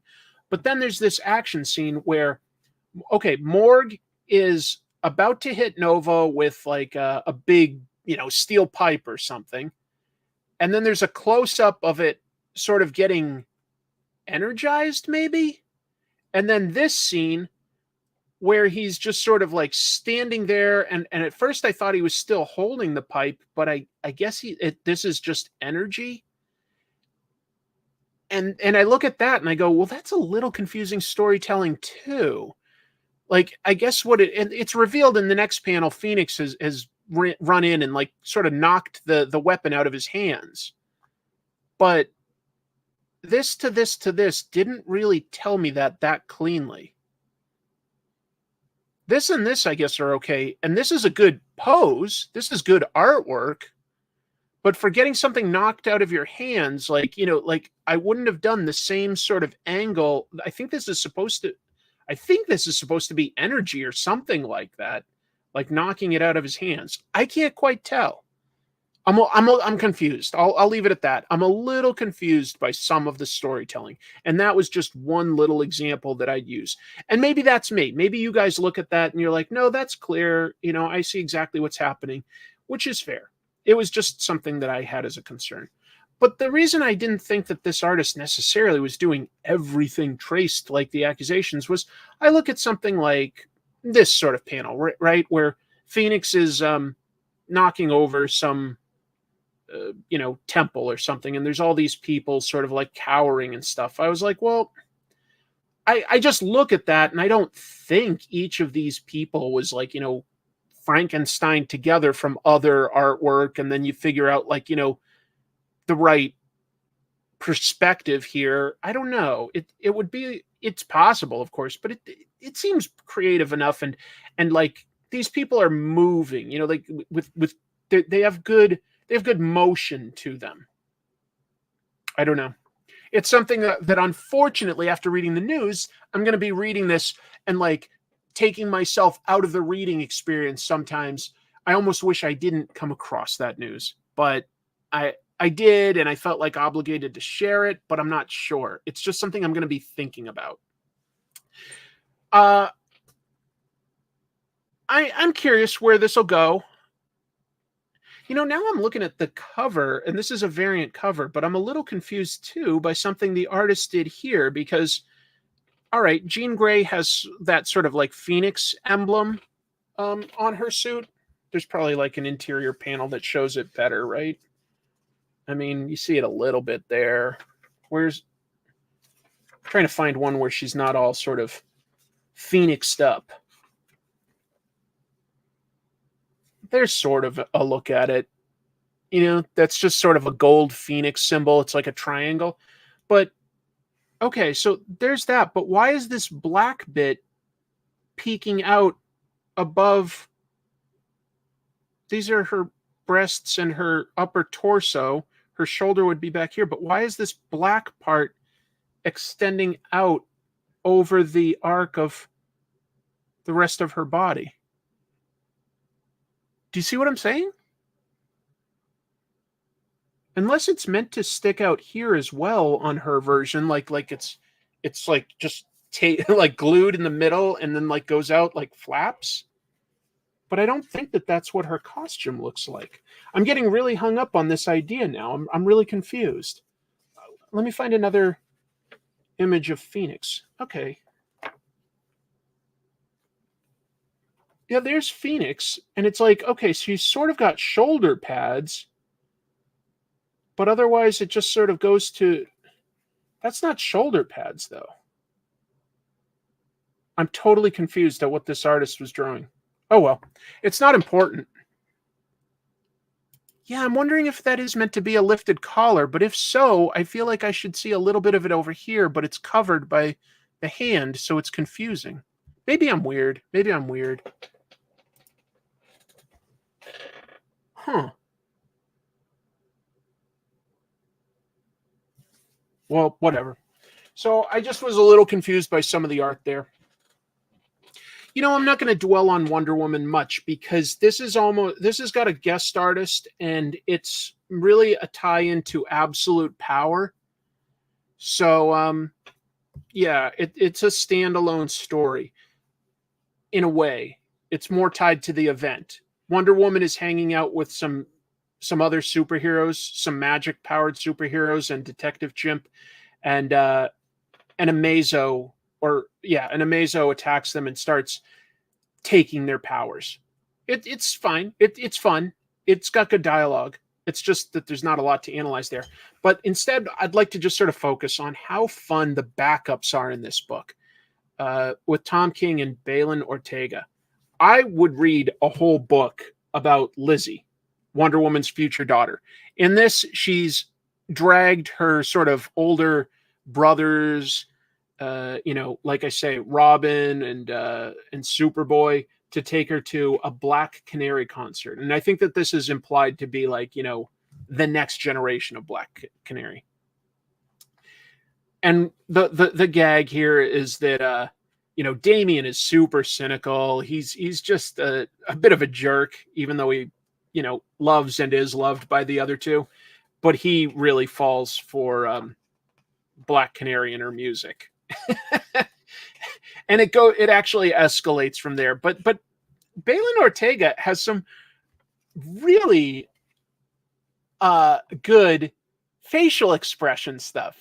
This is good cartooning. This is nice. Like, this is John Kent, and you can just sort of see here that Damien is still processing what he's just witnessed at this concert and how much he loved it. And he acts a little out of character. He likes it so much he starts singing one of the songs, surprises everyone around him. And there's a good, I'm not going to show you the last page because there's a nice little capper to the joke. But, Balin she's a really good artist in terms of just drawing like something fun and I don't know, her characters, they look young and expressive, and these are great poses. That's fun storytelling. It's like taking you through a montage of the concert. It's quick storytelling because these are quick little backups. And the character, I've always loved her. She's really good at drawing Lizzie. Like, look at how excited Lizzie is to be at this concert. That's great. That's so good. Anyway, all I'm doing is saying the backups in this are a blast. Just wanted to point those out. They're all standalone, single issue gags. As long as people will listen to me, I'm going to keep talking up Peach Momoko's work on Ultimate X-Men, because this is paced very differently than what we're used to in a normal Marvel or DC comic book. It's telling a long-term story with hints at, other characters, hints at their past. It's got lots of time, like at school, and it's got a lot of, she's not really making any apologies for the fact that these characters are Japanese. They live in Japan. They go to school in Japan, etc. And it isn't so confusing, I think, that it ever breaks the story, but she doesn't make any concessions to make it more relatable. But I appreciate that it's giving us something very different.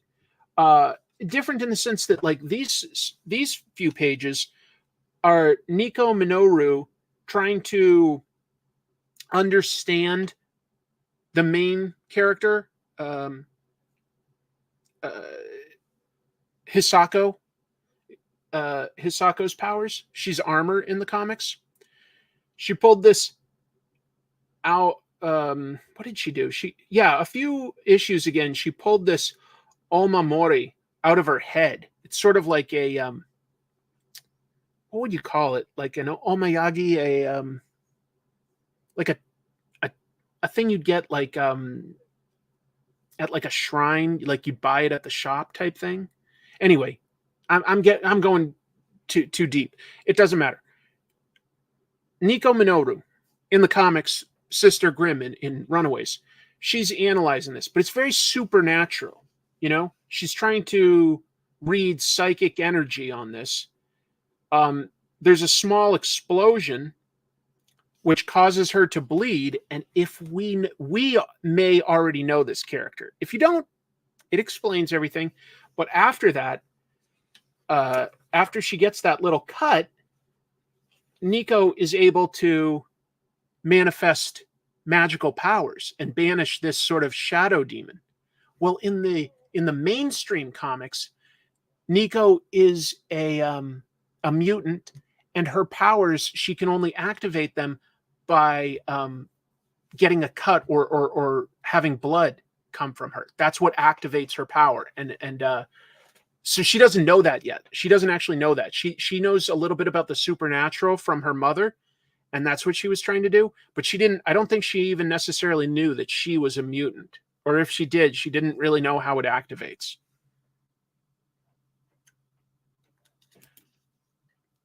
Oh yeah, it was a dream. That's right. And then she just had it, though.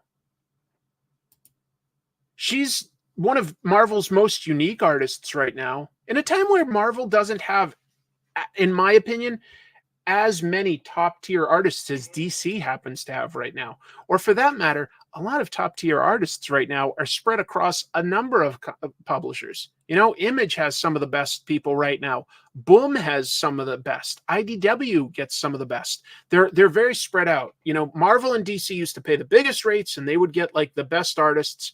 And the only time people worked anywhere else was if they wanted to do their own creative project.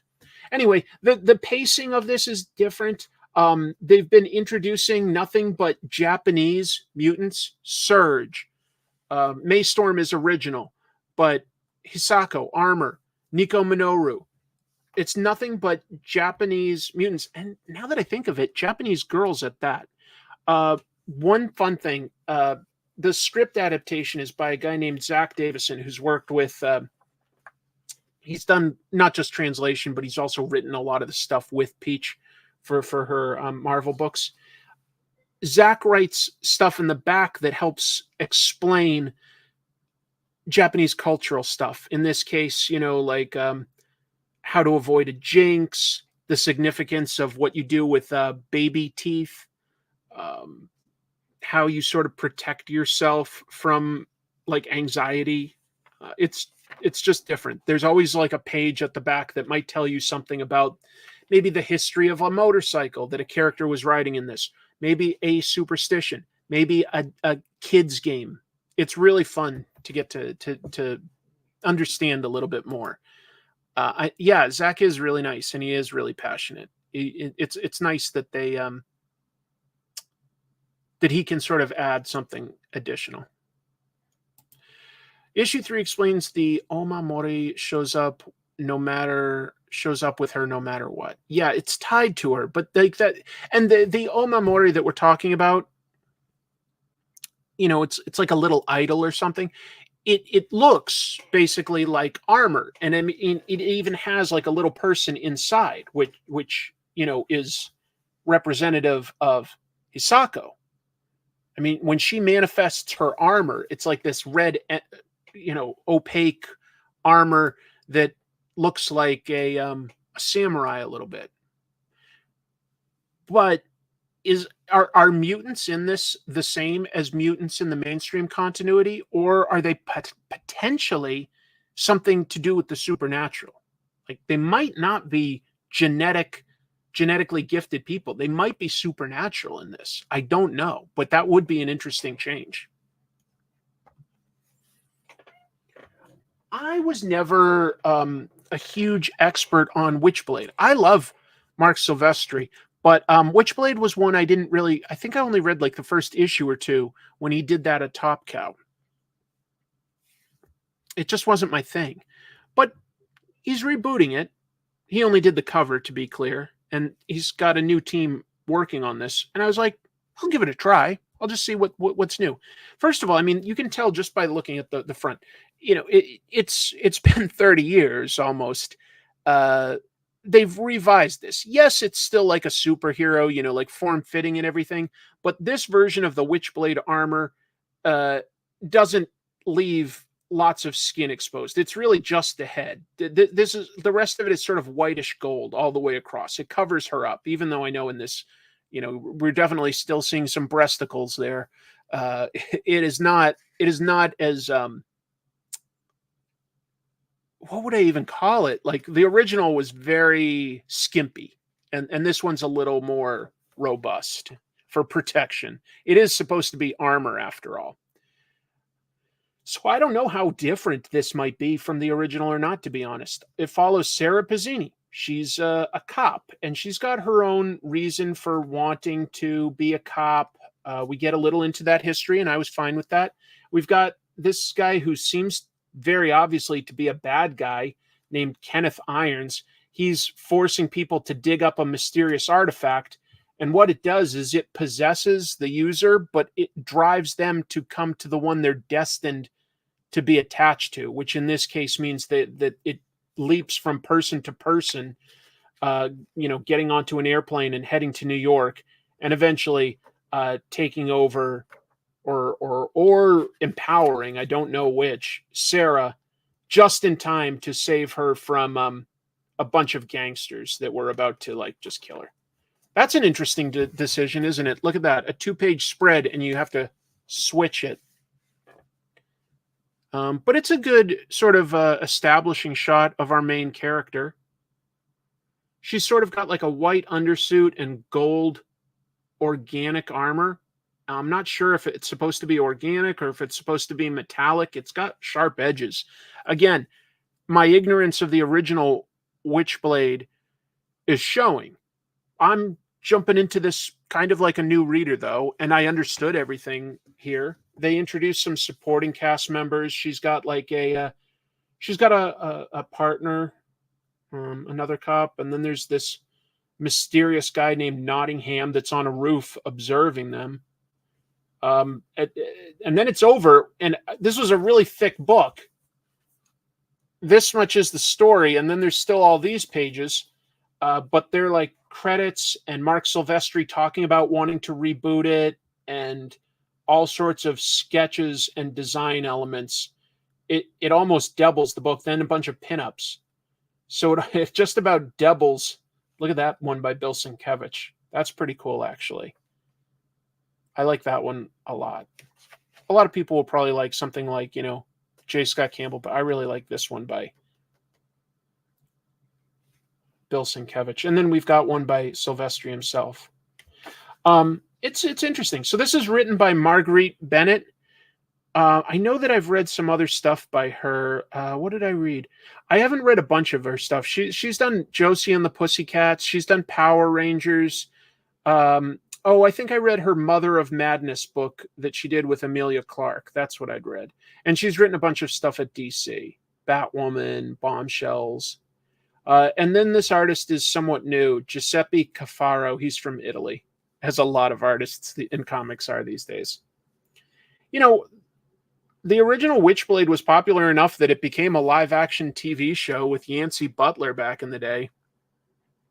I'm the same, didn't read it too much. All I remember is that she was a cop, and the Witchblade was some sort of mystical weapon armor kind of thing.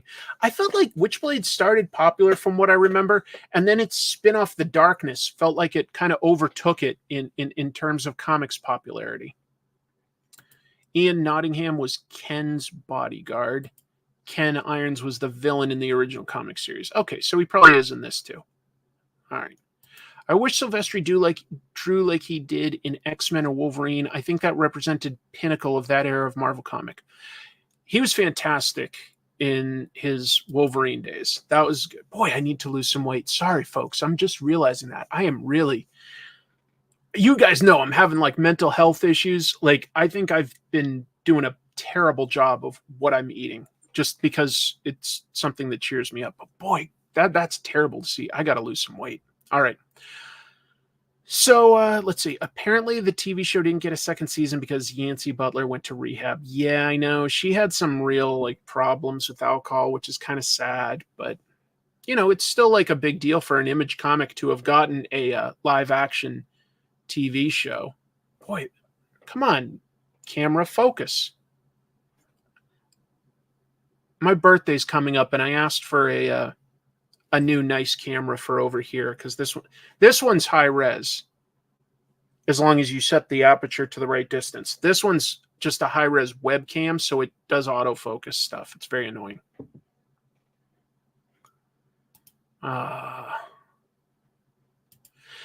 I think that Silvestri's artwork looks best in black and white. I'm just going to say I think it looks better in black and white. Let me jump to the back because I think we've got...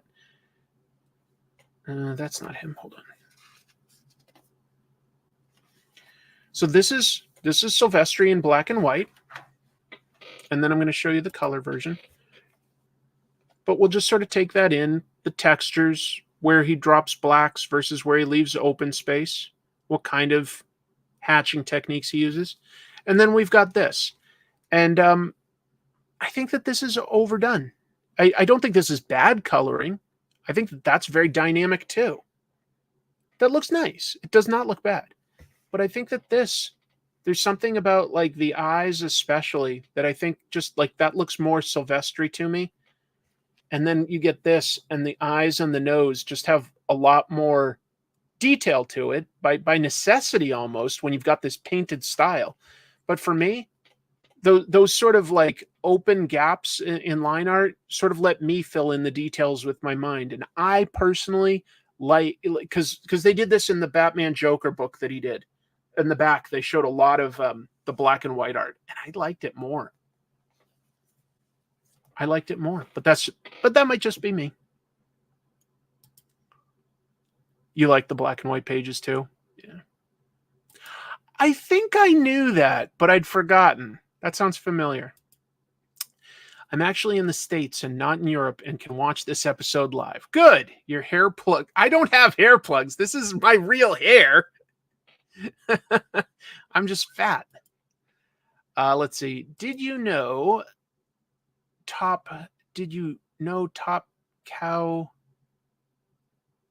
artist? Maybe Mark Silvestri helped orchestrate the A-Team movie with Liam Neeson and Bradley Cooper. No, I didn't know that. Anyway, weird opinion, but just wanted to point that out. What else was fun that I could really get into? I think Brian Hitch is having fun drawing Redcoat because he's doing a few panels in this that are so detailed that I'm like, how could he do anything but love it? Look at this 2-page spread of a gigantic steamship coming from Europe to America in like what the 1800s. That is beautiful. And then there's another great shot in here that's basically a 2-page spread that's just a panel. The main character, Simon Pure, he's immortal, okay? And some people are trying to kill him and take his immortality. So he's like locked up, chained by these cultists. And, you know, Hitch didn't have to do this establishing shot this way, but across 2 pages, he's got this, you know, huge environment and the depth that gives. And it makes Simon seem so small and helpless in this scenario. After that, you know, we've got more mid shots and close-ups and stuff like that. But I think that is a really good storytelling decision to go from like, you know, to set this huge environment. And after that, you only need to do like, you know, a few lines to imply like some stone blocks here and there. You know, it's not nothing, but you don't have to do as much as you did here. Like he did a lot of work. And I go, boy, that seems like a lot of work. Well, he may have had a little more time to do that than typical. I'll explain, because Simon sort of escapes temporarily in this, but he knocks out a candle. So he and this teenager, Einstein, Albert Einstein, are then in complete darkness for several panels. And you might go, well, that's a bit of a cheat, isn't it? Not really, honestly, in this regard. They are stumbling around completely in the dark, and because the dialogue is engaging and, you know, feels kind of authentic and it reads quick, and they each sound different. You can tell which balloon goes to which character. You feel like you're in the shoes of those characters stumbling around in the dark. I don't think this is a cheat. I don't think, for instance, if he had drawn it and we just threw in a super dark blue or purple or something and just had them like stumbling around, I don't think that necessarily would have added to this. You read through this pretty darn fast. So I'm going to give Jeff Johns props there on the decision to do that. But I think because there's 2 pages that have like just black panels because they're in the dark, that may have given Brian Hitch more time to do something like that big establishing shot. That's just a guess. But And so, like, when the light finally comes, you know, even then, like, if we got like 2 pages of this kind of stuff, I don't know that it would have added that much. It may not have added anything. I think it was probably a good storytelling decision, and that it just gave Brian Hitch time to spend on other areas. It's a fun story. You know, it rolls in historical characters. Albert Einstein, Benedict Arnold, wasn't expecting him, George Washington. And they're actual characters for the story. They're not just passing by. They're fundamentally important characters to the story that make it have agency and give the story progression. The fun is in throwing, like, first of all, in throwing a layer of weirdo mythology, you know, all sorts of crazy supernatural stuff on top of the American founding fathers history, and then adding this, you know, totally generic guy who stumbled into being a mercenary, accidentally got the immortality, and is doing jack shit with that. You know, he has not improved his life at all. It's a big twist. I'm not showing it. There's a big twist of who the villain is in this that I don't think you'd be expecting. But who knows? It'll be interesting to see where it goes. It'll be interesting. Oh, yeah. Issue 2, where he goes to Benedict Arnold's mansion. That was... You could look at Brian Hitch. We were talking earlier about, like, swipes and stuff. Brian Hitch must do a certain amount of reference because his stuff's very real. But I can tell he doesn't cheat, okay? So a shot like this, first of all, I don't think that's referenced at all. But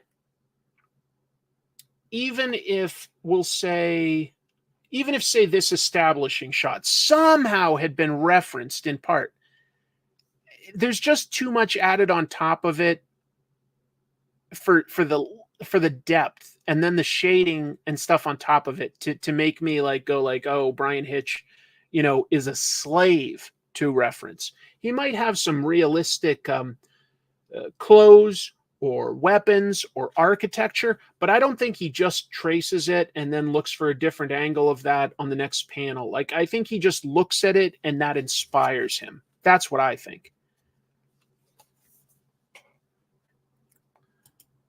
I'm not criticizing it. I'm talking it through. Maybe, oh, you might be talking about somebody else. I like this book a lot. I like this book a lot. Thank you, Ryan. That's really nice of you. I appreciate that. That's a super cute kitty in your avatar. I hope that's yours. I like Brian Hitch's storytelling. I've always been a fan. I own a piece of his art from his original run on The Authority. I love it. I think he's great. I don't know how he can do this on a monthly basis, but he does. And I think he does a great job with shading, but I think he does a good job in terms of like making something dynamic. You know, like there are people struggling here, and to me, this doesn't look stiff. That looks good. That looks like people in motion. You know, they throw a kid over the edge of the boat, and he hits the water. And if you were overly referenced, you probably wouldn't, like, you'd have less bubbles or something, and like the pose would be too stiff, like the weight of the water slowing you down wasn't impacting you. You make some really good storytelling decisions.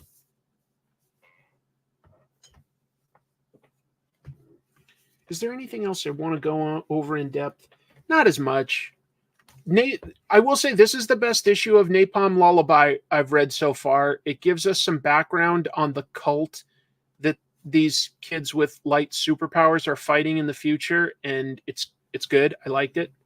I enjoyed the Rocketeer breaks free a decent amount, mostly because it's got really good art. Staz Johnson is an underrated professional. I think he's just a really good artist that can draw just about anything and make it look interesting. G.I. Joe, I'll almost always have good things to say about story-wise. They're having a lot of characters go back and forth between being prisoners and teaming up and betraying and getting changed, this, that, and the other. But the fun thing about this one is Serpentor and his half of the Cobra army have all been mutated into like zombies, and he's enhanced them with cybernetics. So he has bombers, stealth bombers, go to Cobra's town that Cobra Commander runs, and he drops his soldiers in instead of dropping bombs. He drops their soldiers in. But then Cobra Commander was ready for it. He's got his battle armor. He hasn't had that since the like 91 or something. That's kind of fun. Spectacular Spider-Man has some of the least cartoony art by Umberto Ramos that I've seen in a while. It's still his style, but actually it's a little toned down in places. Let me find a good example of what I'm talking about. I don't mind if it gets super exaggerated and cartoony, by the way, for action scenes. That's just fun. There was like a scene of just people talking in a bar that I was like impressed with, that they didn't look as crazy as they sometimes can. I don't know where it was. But I'm impressed when an artist like can focus on, it's this. Like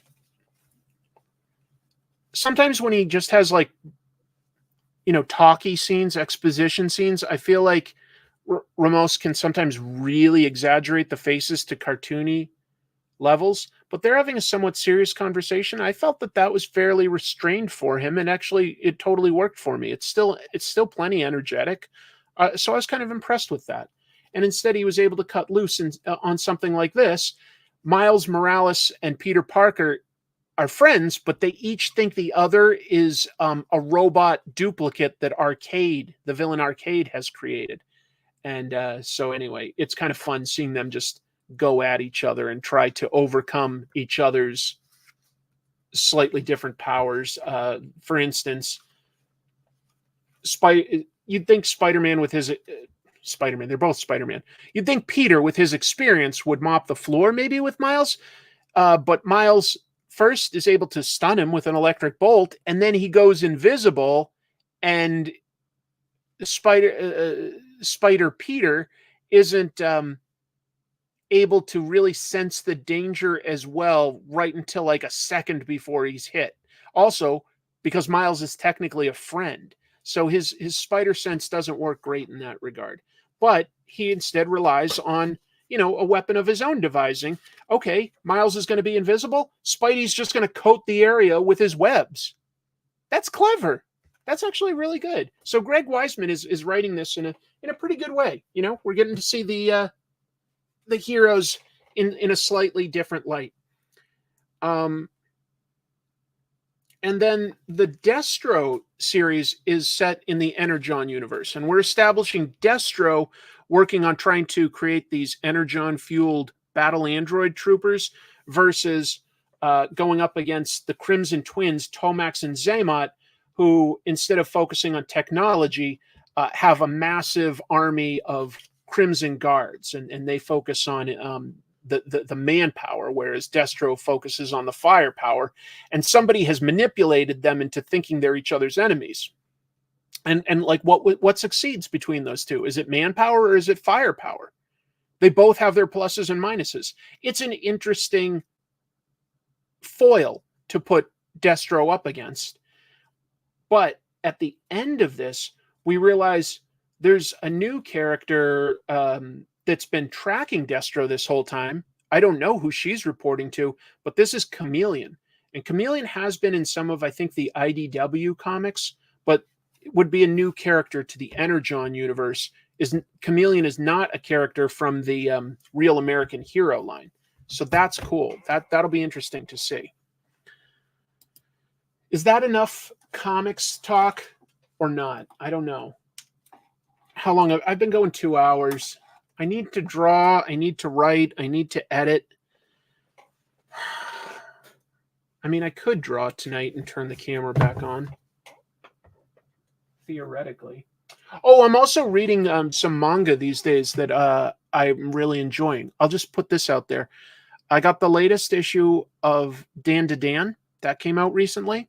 That continues to be a really fun, energetic, and funny manga. Dan to Dan, mixing together the supernatural and alien sci-fi stuff. And then what else? Oh, Initial D. I've been reading Initial D from 1995. The pacing on it is fantastic. I think I said that last week. I've read some more.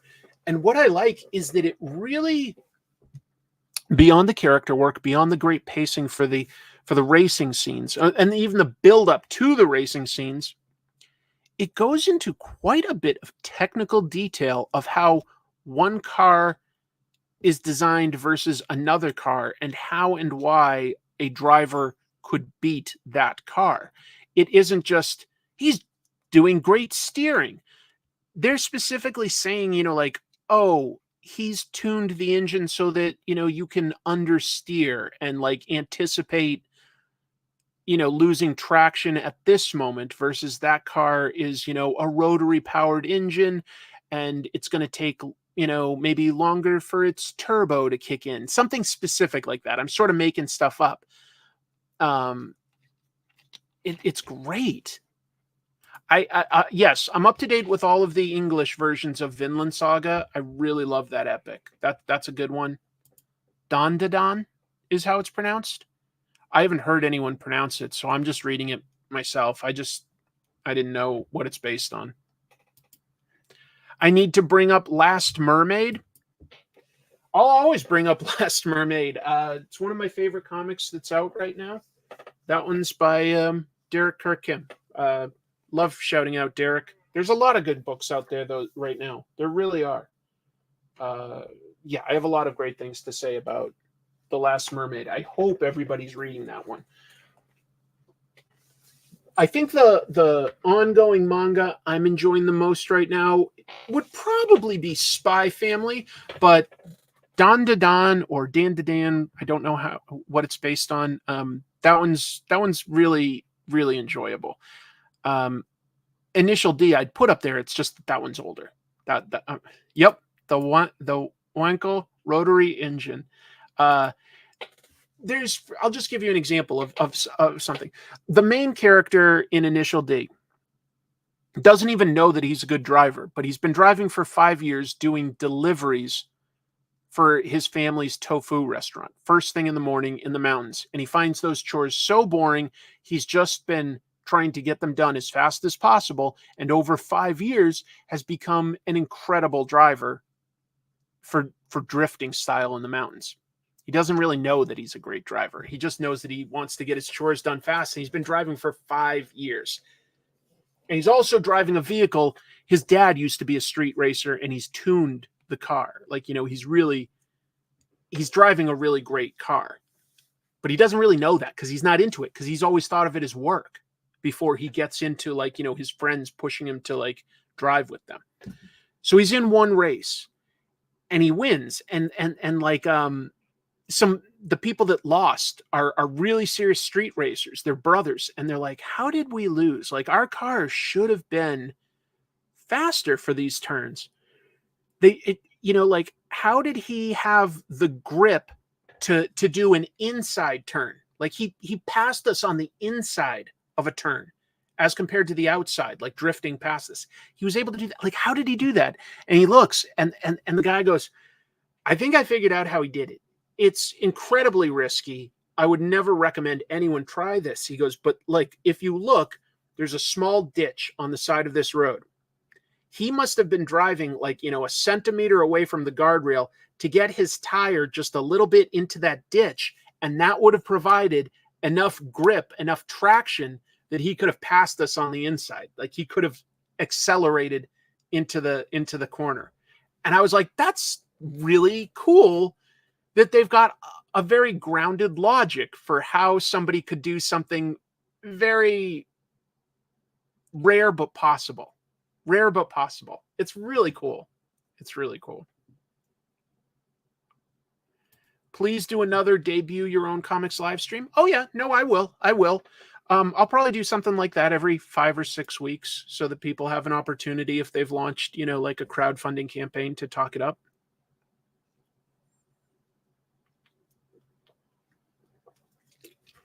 Tell you what, I'll draw for a little bit. Let me turn the camera back on and I'll draw for a little bit and take questions because I'm having a good time with everybody. Let me set the camera back up. It's just going to take me a second.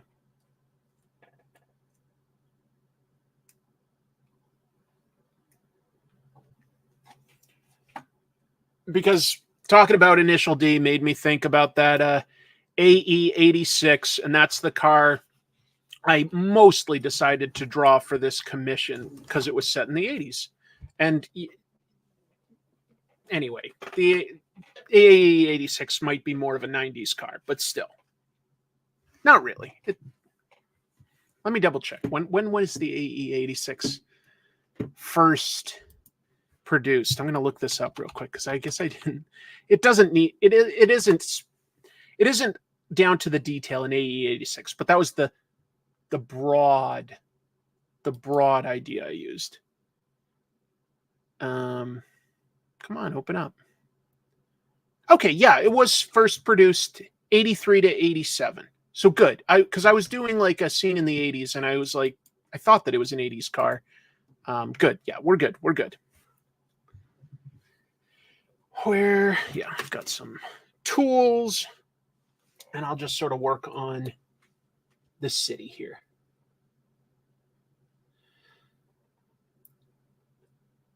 Anybody get their tickets already to see Deadpool and Wolverine? I got mine. I'm going to have time to see it on Thursday afternoon. So looking forward to that. I hope it's good. I have a feeling it could be.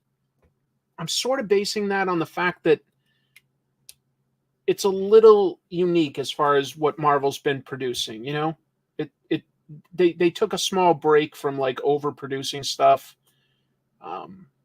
They've got a specific idea here, and it seems to still have some connections to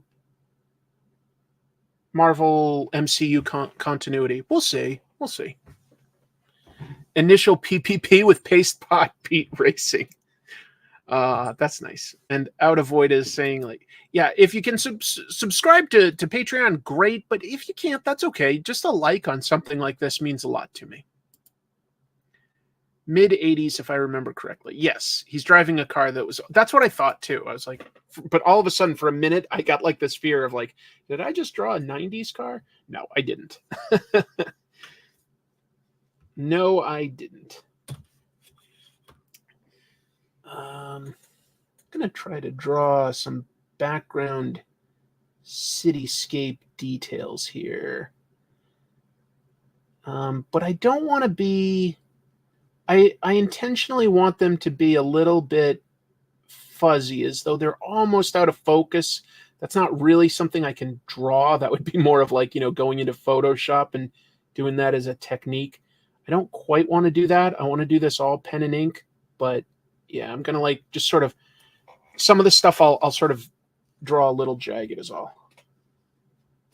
You know what? Actually, I'm going to go with a technical pen to do a few deep background details on the buildings.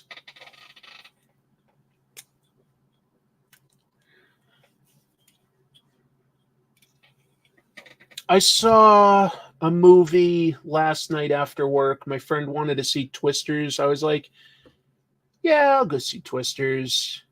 I'm not going in with, any high expectations. And thank God I didn't, because it was pretty dumb. So, but we had a good time because the theater wasn't too full Sunday late at night. And so we kind of just made fun of it to each other because it is a little dumb, just to be clear. It's it's a little dumb.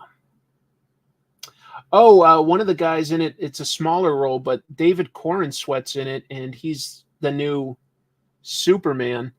I was a little distracted when I was watching it. I was going, he really does look like Clark Kent to me right now. I wonder if the silly Wolverine popcorn bucket is a real thing, or if that was just sort of them being silly with marketing. I don't know.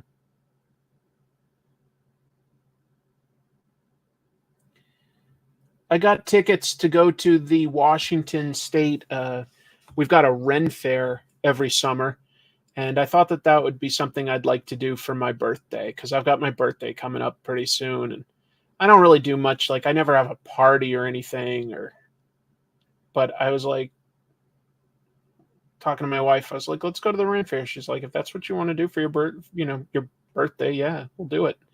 I think it'll be fun. You get to see jousting. There's always some good food.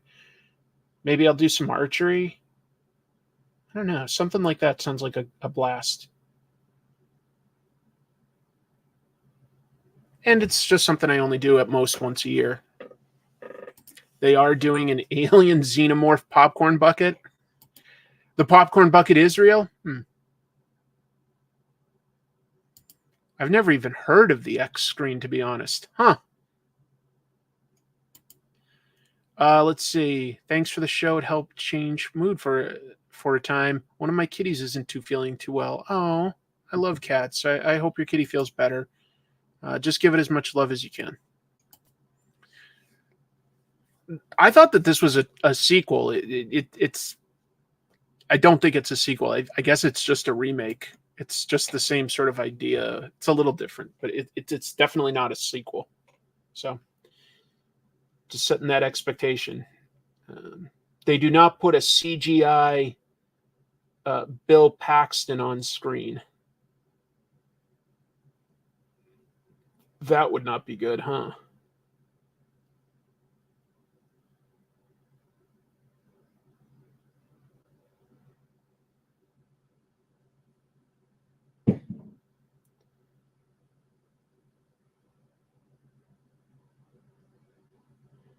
Anybody out there got anything fun they're doing for the summer? Or is it just work?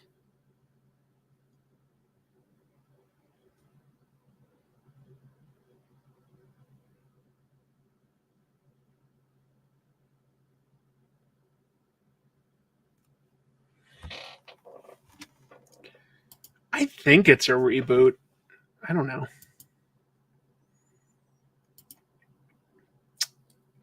No, I saw that on the shelves. I didn't pick that up, I have to admit. The omnibuses are pushed to October. Okay.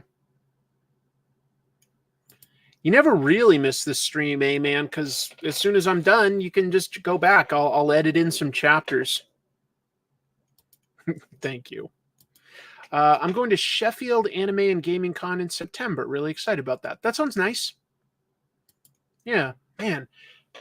I wish there was more than one sort of local Comic-Con. But you know which one I've never gone to that I should is in Portland, which isn't super far from me. There's the Rose City Comic-Con, and I've always heard really good things about it. I've got several friends that have gone. I've never really been able to take the time off work to attend, but that would be cool to explore.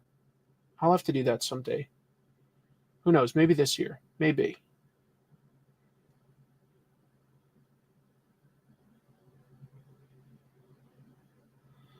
I know it might not look like a lot right now from like watching this stream. I'm just sort of dropping in some scratchy detail, but I think over time it'll all sort of pick up and make sense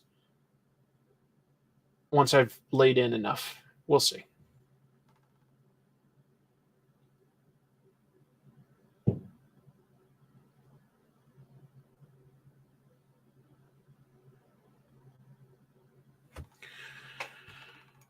Rose City is crowded, but it's good. Okay. I don't know. Maybe. I'll think about it. I find it harder to draw from scratch, like in pencil. I've done that a few times on stream. It's very hard for me to divide my attention between looking at the chat, thinking through, and actually doing the drawing, and having a conversation. But inking isn't as bad. I've sort of laid out the bones of what I'm drawing, and that isn't usually as hard to do.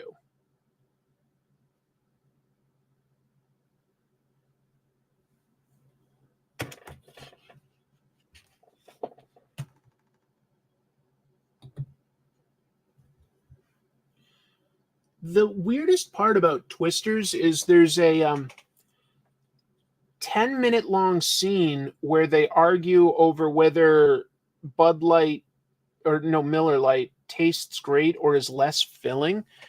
And I mean, I remember those ads from like the 80s or whatever, but to see the characters do it for 10 minutes, just going like, it tastes great. No, it's less filling. 10 minutes they go on for this, and there's no discussion of like any tornadoes, and there's none in the background.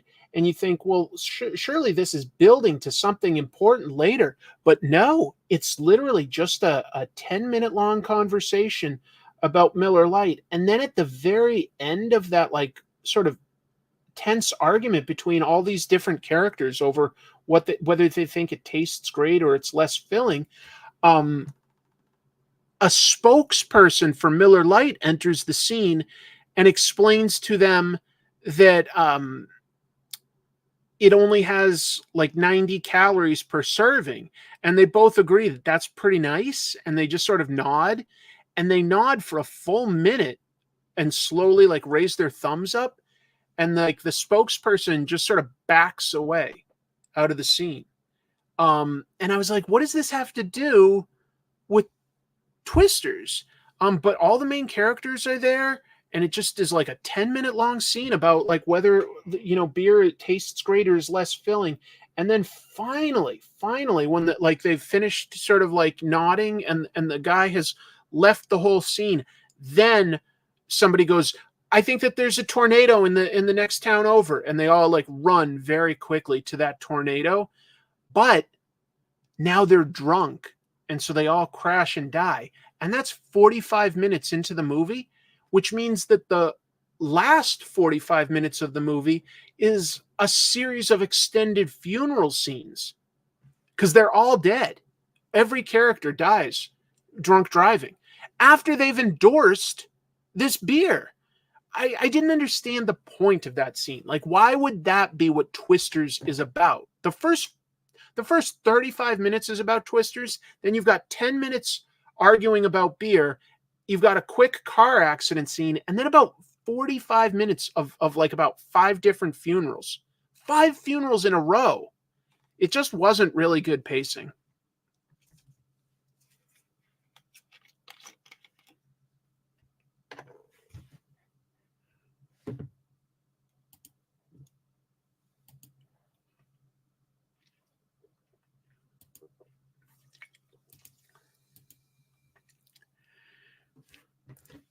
There's no discussion of beers.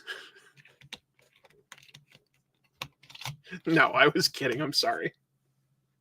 I do that kind of kidding with my friends sometimes. I know it's bad, but I always own up to it after a minute or two.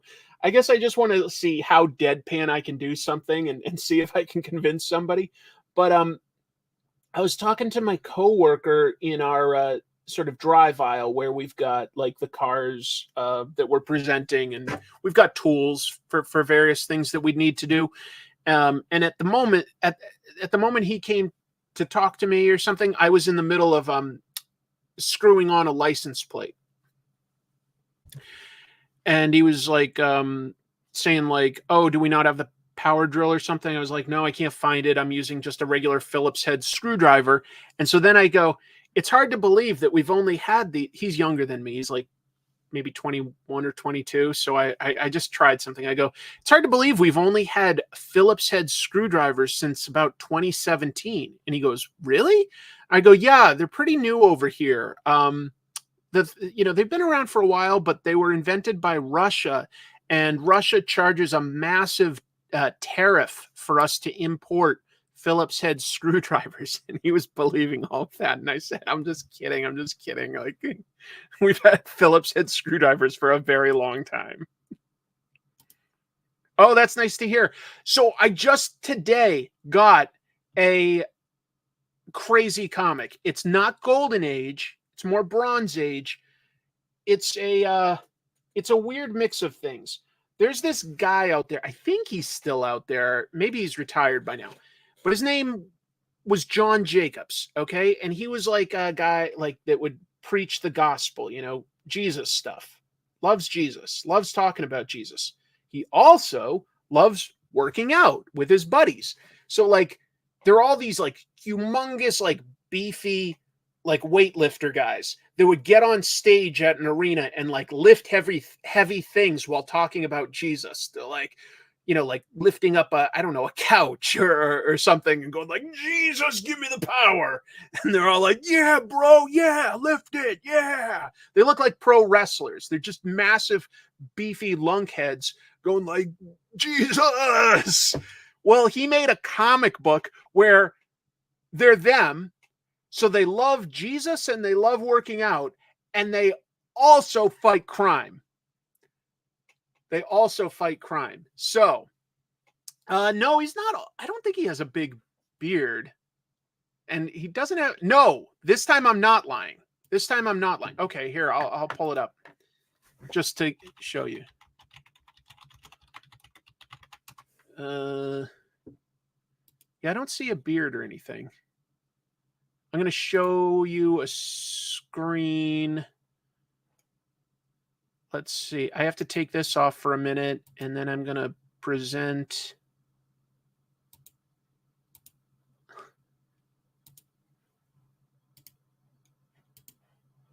Wait, this. The power team. See? It's all these big guys with muscles, but they're all like talking up Jesus. See, they're holding like Bibles here and swords. John Jacobs and the power team. I don't think that they still do this. I don't know though. I'll have to read up on it. But they had a comic book. See, they just have like heavy things on stage that they'll just like pick up and like get like all pumped and excited for each other. But then they also like talking about religion. And the funniest thing is just that this comic means that they also, on top of that, go around fighting crime as a team. See? John Jacobs and the power team. So no, I was not making that up. No, but I'm sure the Righteous Gemstones were, riffing on guys like that to some degree.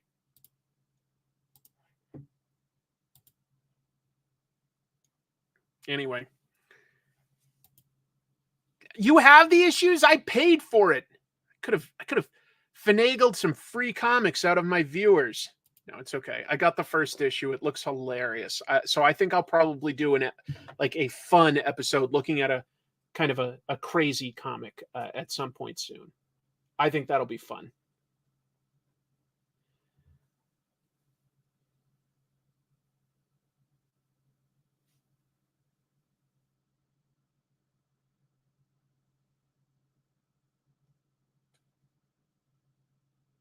We'll see.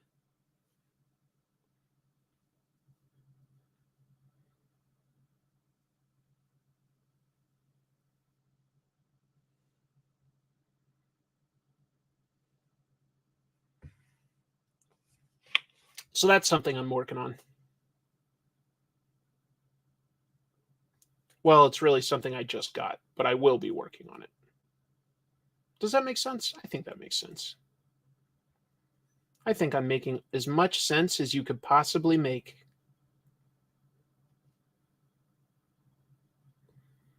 Nobody makes more sense than this show, baby. Yeah.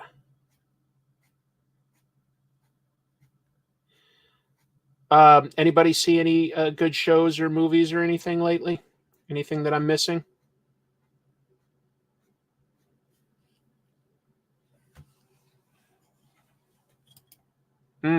Never heard of that guy. It is not signed by the actual Jesus yet. I'm making up a new will and testament. My family has to include it when I go to the afterlife so that I can get it signed by Jesus. That's definitely on the bucket list. It's on the bucket list.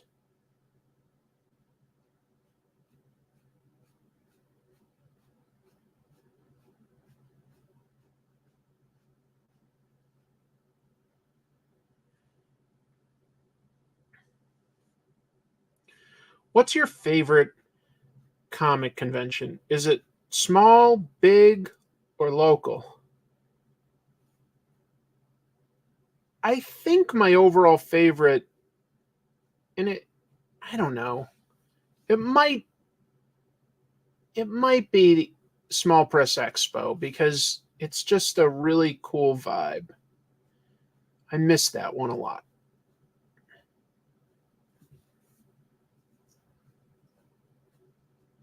It was when I lived on the East Coast that I could go to that one. I want to go to San Diego Comic-Con someday. I've never been to that one. Yeah, local is good. It's cheaper. It's like less pressure to like get a bunch done or something, you know? I bet we'll get a bunch of news out of San Diego Comic-Con. I think we will. It's only been mid. I'll get around to House of Dragon at some point.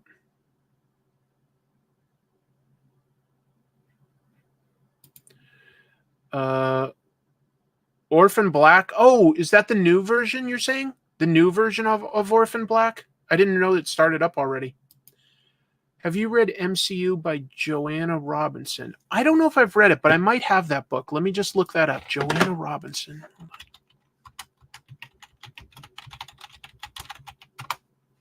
I do have that book. I just haven't read it. So, good question, but I haven't read it yet. I started watching Mr. and Mrs. Smith, the TV series. Only 3 episodes in, but it's pretty fun so far. You're talking about that season 1 that had Donald Glover, right? I've heard that good things about that one. I should probably check it out. I liked The Boys this season. I also think overall I liked The Acolyte. It was not a perfect show, but it was interesting. It was interesting. I liked it overall. I liked it overall. I'm not going to say every episode was a banger, but enough was good that I liked the ideas behind it.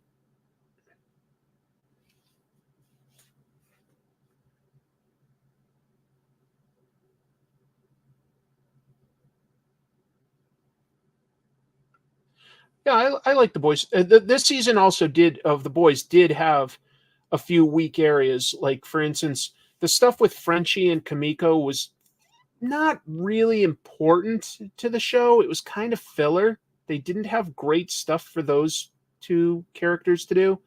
But I like most of it. I like most of it. It's very good.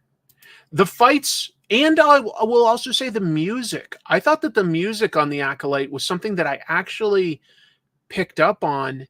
And I was like, this is some of the best Star Wars music I've heard since like the original trilogy or something. Like, this is good Star Wars music. You didn't love it? Oh, okay. I thought that maybe you would have been it. That's interesting, Jeannie. That's interesting. Okay. That does look fun. I've only watched the very first episode of season 1, so I haven't seen most of Adventures with Superman, but I did like the first one.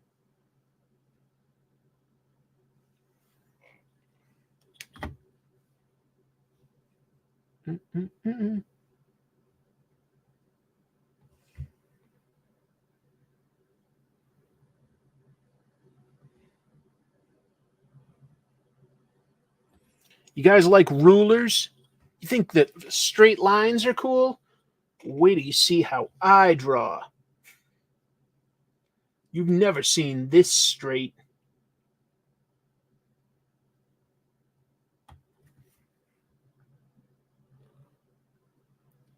Get ready. for the straightest lines of your life. Mayor of Kingstown is good. That's the one with Jeremy Renner. Haven't seen that. Getting up to date on anime, but I think there's the manga. Have you read Frieren? I've heard of it, but no, I haven't read that one at all. Let's see. I love the Frieren anime. Apparently, it's a good adaptation. The ending confused you? Oh, okay. Yeah, only about 14 years of rulers. You'd think that we would have invented these a long time ago. Scott Pilgrim, Persepolis, Tank Girl, and a documentary about a comic store, all in a movie theater on the weekend. That sounds fun. That's a good experience.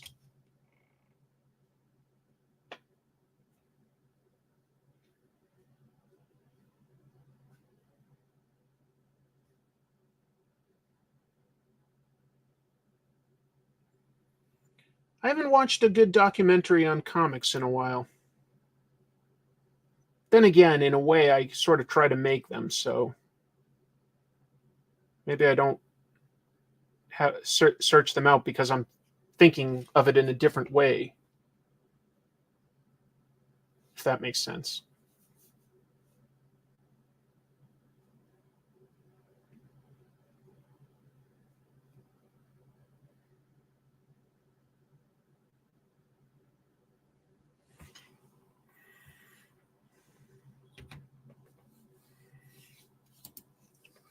Witch Hat Atelier is coming out. That's good. Comic book themed movie series at the theater in celebration of 50 years of the comic store. That's really cool. That's really cool, guy. Well, I'm probably going to wrap up this stream in a minute so that I can get some dinner and work on comic tropes. I really need to get it out this weekend, so I need to be sure that I'm on pace. I appreciate everybody being here very, very much. I hope you know that. Try to tell you guys, you really mean a lot to me. Couldn't do the show without viewers, and I speak also to the people that are watching it once it's been, once the live stream is finished and you can jump around to the chapters. Out of Void asks, what's coming up? It would be reasonable to expect something related to Deadpool, since the movie's coming out. I'm also working on some episodes about the Marvel method, the history of that, and people talking about that. I'd like to do an episode on Stuart Immonen. That sort of really popped in my head as I was talking about him in the news this week a little. That could be fun for me. What else? I've got others. Haven't really done anything on manga in a while, so I should probably start knuckling down and getting a good anime episode. Anime. I meant manga. I'm distracted while I'm sort of drawing here. But yeah, there's a couple. There's a bunch of ideas that I've got brewing around in the old noggin, as we said in the old world where I grew up. I did not grow up in Europe. I grew up in a world much older. I don't know what I'm talking about now. I'm just not even making jokes so much as just lying. Just lying to everybody. But yeah, I think that after this year of comic tropes, I'm just going to go instead into the business of running Spirit Halloween stores. Yeah. 53 people were charged because of illegal car racing in Worcester. Yikes. I hope I didn't inspire that. Nope, no lies right now. No lies detected. Anyway, yeah, I'm going to wrap it up. This was a really fun one. I appreciate everybody being here. I don't think I have anything else to mention, but I'll just do plugs. There are here. Let me change the view up here to just me. Look at that. Trash Movie Bonanza. Trash Movie Bonanza. That's on this channel. We've got a good one of those coming up as soon as Jamie finishes his edit. These are super, super fun to make. So I've got that. You'll have a comic tropes within a few days, I think. Is there anything else that I'm doing? No, I can't think of it off the top of my head. So just keep your eye out for that. Thank you, Shin Matthias. Great show as usual. Love your work, man. Well, I really appreciate that. I do. Everybody have a good evening and a great week, and we will meet next after San Diego Comic-Con and Deadpool have come out. So a lot of comic book stuff to discuss next week. That'll be great. Something for us all to look forward to. Until I see you next time. Oh, why not? Why not two? I could do it this way, or I could do it this way. There we go. That's for you. That's the respect I'm giving you. I'm saluting you, Devil. Thank you. Talk to you soon. Bye.